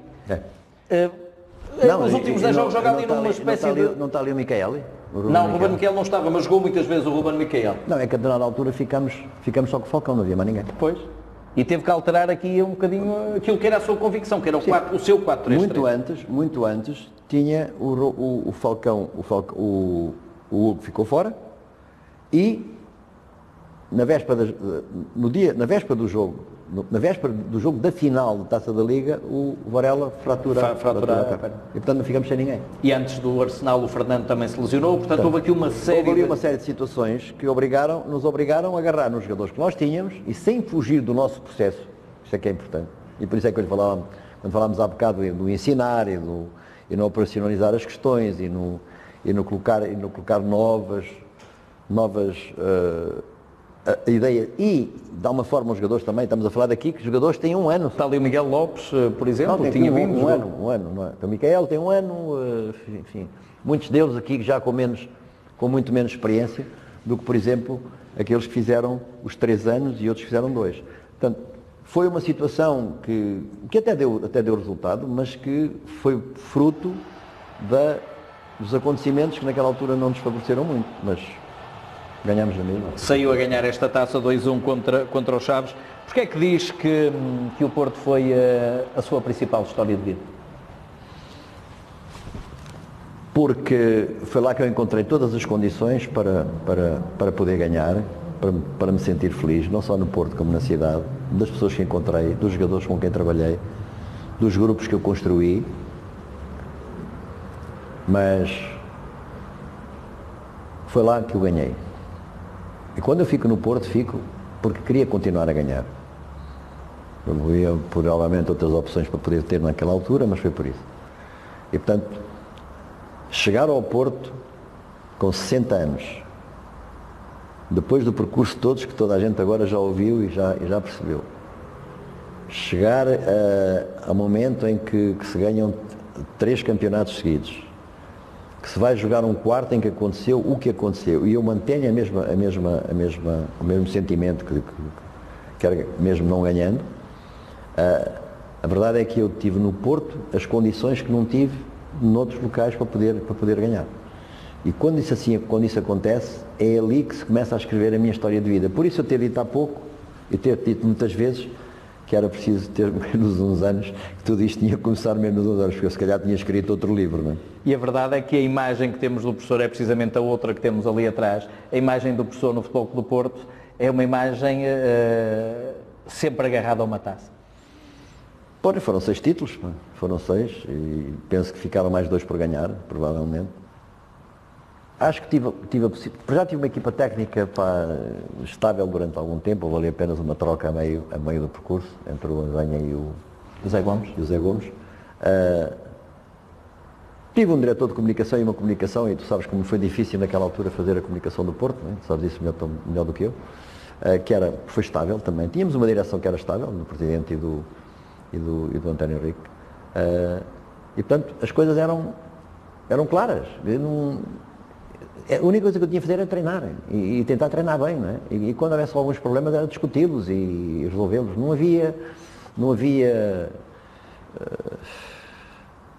havia problemas acessórios que fossem capazes de interferir naquilo que era o mais importante e o fundamental. Isto para mim é, no fundo, aquilo que caracterizou para mim o Futebol Clube do Porto e aquilo que foi a minha tarefa enquanto treinador.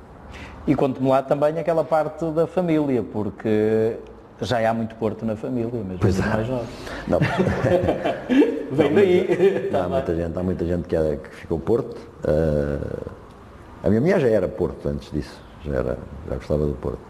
Mas o caso mais evidente é do meu neto, do Afonso, que nasceu em 2001, portanto há aqui uma diferença de 5 anos quando ele veio para o Porto, e que é louco por futebol e gostava do Porto, e um dia foi lá ao Dragão antes de um jogo no jogo do campeonato, e nós, como vocês sabem, fazíamos sempre o treino de véspera no Dragão. E ele estava lá e eu tinha ordem à minha filha que ele não podia entrar, só que quando eu saí para ir para a conferência, os jogadores meteram-no lá dentro e jogaram com ele. O Lisandro, o Luxo, o Chile, essa rapaziada toda. Pronto. Como calculou, Afonso ficou portista, ainda hoje é, veste a camisola, agora até está a viver no Qatar, veste a camisola quando dá os jogos. Foi para o Dragon Force, fez todo o projeto.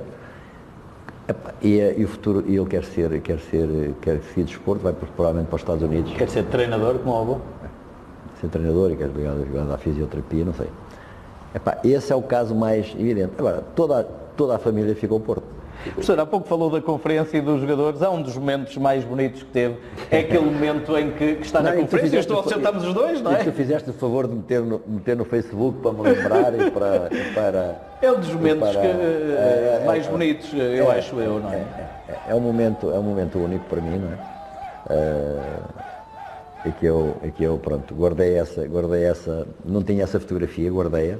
Eu estou também um pouco a fazer uma pesquisa mais focada em determinadas questões da minha vida e pronto, lá está, e naturalmente que será o Futebol Clube do Porto e curiosamente, sem ter nada a ver uma coisa com a outra, mas rigorosamente nada a ver uma coisa com a outra, o próprio Alçado tem também muitas coisas que aconteceram iguais. Portanto, são 4 anos, foram títulos, foram jogadores que não eram ninguém e que agora são vedetas, são top, são uma grande vedeta que era o Xavi, com quem foi muito agradável trabalhar, portanto, não há nada a ver um com o outro, mas é um fim de carreira, provavelmente será, um fim de carreira que se liga, não é?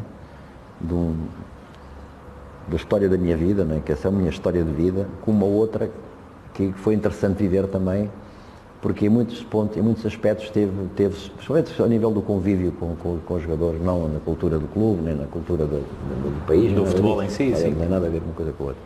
O Porto não, o Porto era os restaurantes, o Porto era o clima, o Porto era o cheiro, o Porto é a paisagem, que é uma cidade lindíssima. O Porto era o sítio onde eu era feliz. Professor, se tivesse que fazer ao contrário e dizer assim,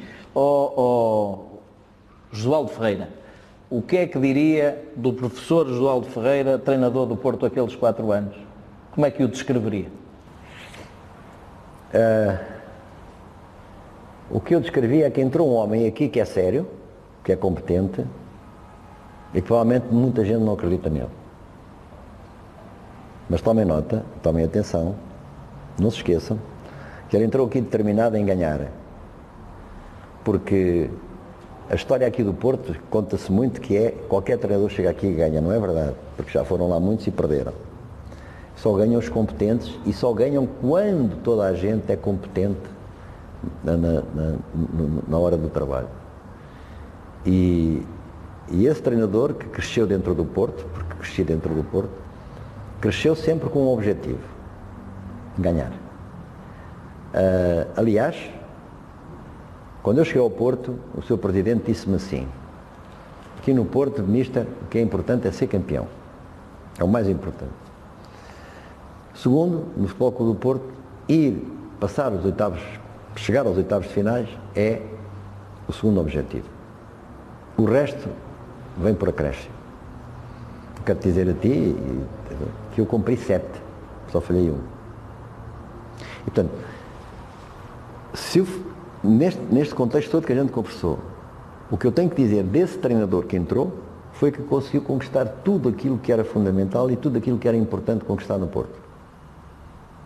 E, portanto, quando eu afirmo que o fulano que entrou naquela altura queria fazer aquilo, queria ser o melhor, era o sentimento que eu tinha e é o sentimento que eu tenho hoje. Fui o melhor naquela altura, claramente. E os números dizem, por exemplo, este 3 que escolhemos aqui é por ser o único tricampeão consecutivo no Futebol Clube do Porto. Já falou dos 34 jogos na Champions, que é o que tem mais jogos na Champions. Os 89 no Estádio do Dragão, é o treinador que mais vezes orientou o Futebol Clube do Porto no Estádio do Dragão. E depois disso, foi conquistando o mundo também. Imagino, professor, já o dissemos no início, já o disse no início, campeão em 3 continentes diferentes, depois foi no Zamalek e agora no Al-Sadd, que a bandeira do Futebol Clube do Porto também o acompanha de alguma forma, ou seja, aquele trabalho naquela equipa que esteve na Champions consigo tanto tempo, é sempre algo que o acompanha nestes projetos. Não, sabes que eu fiz 20 jogos na Champions Asiática e na Champions Africana, 20. Com uma taxa de vitórias muito elevada, para cima de 60 e tal %. Cheguei a uma meia-final da Champions Asiática e perdemos por um penalti, e agora a equipa ficou qualificada para jogar a próxima Champions, portanto, a equipa está classificada neste momento. Portanto, nós,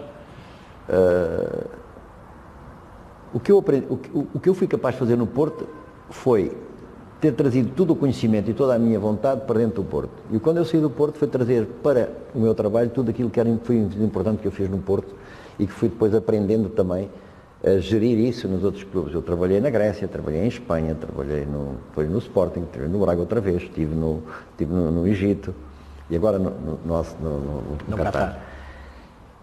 As minhas experiências, ou melhor, o que eu retenho muito daquilo que foi o meu trabalho é onde eu tive mais sucesso. Bem, fica com... O Guardiola vai-se ver um bocado à rasca, desculpa, quando tem tanto sucesso repartido por tantos clubes, não é? Eu tive alguns em muitos outros clubes, mas objetivamente o maior foi o do Porto. E portanto, isso para mim foi sempre como chegar, eu estou aqui, eu ganhei isto e isto e isto, e a minha escola, aquela que me deu a possibilidade de provar que aquilo que eu quero para o futebol e para o meu treino e para as minhas equipas, foi lá que eu fui capaz de provar isso. Professor, deixe-me antes de terminarmos falar sobre 2 declarações que teve recentemente. Uma, não estou preparado para acabar, e a outra, que me parece ser muito interessante de analisar, é eu não sei fazer mais nada. E quando estamos a dizer não sei fazer mais nada, não nos estamos a cingir muitas vezes àquela coisa simplista que olham, o tipo do futebol não sabe fazer mais nada, o professor se quiser saber fazer muito mais coisas, tem conhecimentos para muito mais coisas, não saber fazer mais nada aqui é o lado positivo e bom de uma atividade que absorve tanto. O que eu sinto agora, e quando refiro que não estou preparado para acabar, tem a ver com percas. Nós na vida temos ganhos e temos percas, e algumas são irreversíveis, e temos capacidade ou não para saltar por cima de tudo isso. Aquilo que vai acontecer, não tem nada que estar a esconder, toda a gente percebe isso, é perder uma paixão, acabar com uma paixão. E quando eu digo que não sei fazer mais nada, é exatamente no momento em que eu acabar com esta paixão, eu não sei fazer mais nada porque fiz sempre isto. Perguntar se eu sou capaz de fazer mais alguma coisa, provavelmente farei, mas não farei tão bem, porque foi aí que eu investi tudo. O não saber fazer mais nada não é uma atitude humilde, é uma atitude de alguém que, com todos estes anos, percebe quais são as suas competências e as suas capacidades. E não está preparado para acabar. É que é muito difícil acabar, amigo, muito difícil. Então acabar com uma paixão é muito complicado. E eu não estou preparado ainda, mas não tenho outro remédio senão encontrar os caminhos e as formas mais positivas para poder acabar bem. Professor, para mim, acabámos aqui a nossa conversa, mas por mim isto também não tinha fim. Podemos estar aqui a conversar de pormenores e pormenores que nos passaram ao lado, não só do Futebol Clube do Porto, mas toda esta carreira que faz agora 45 anos. Para mim é um prazer especial, naturalmente. Quando entrei no Futebol Clube do Porto, foi a pessoa com quem passei mais tempo, com quem partilhei também mais conhecimentos.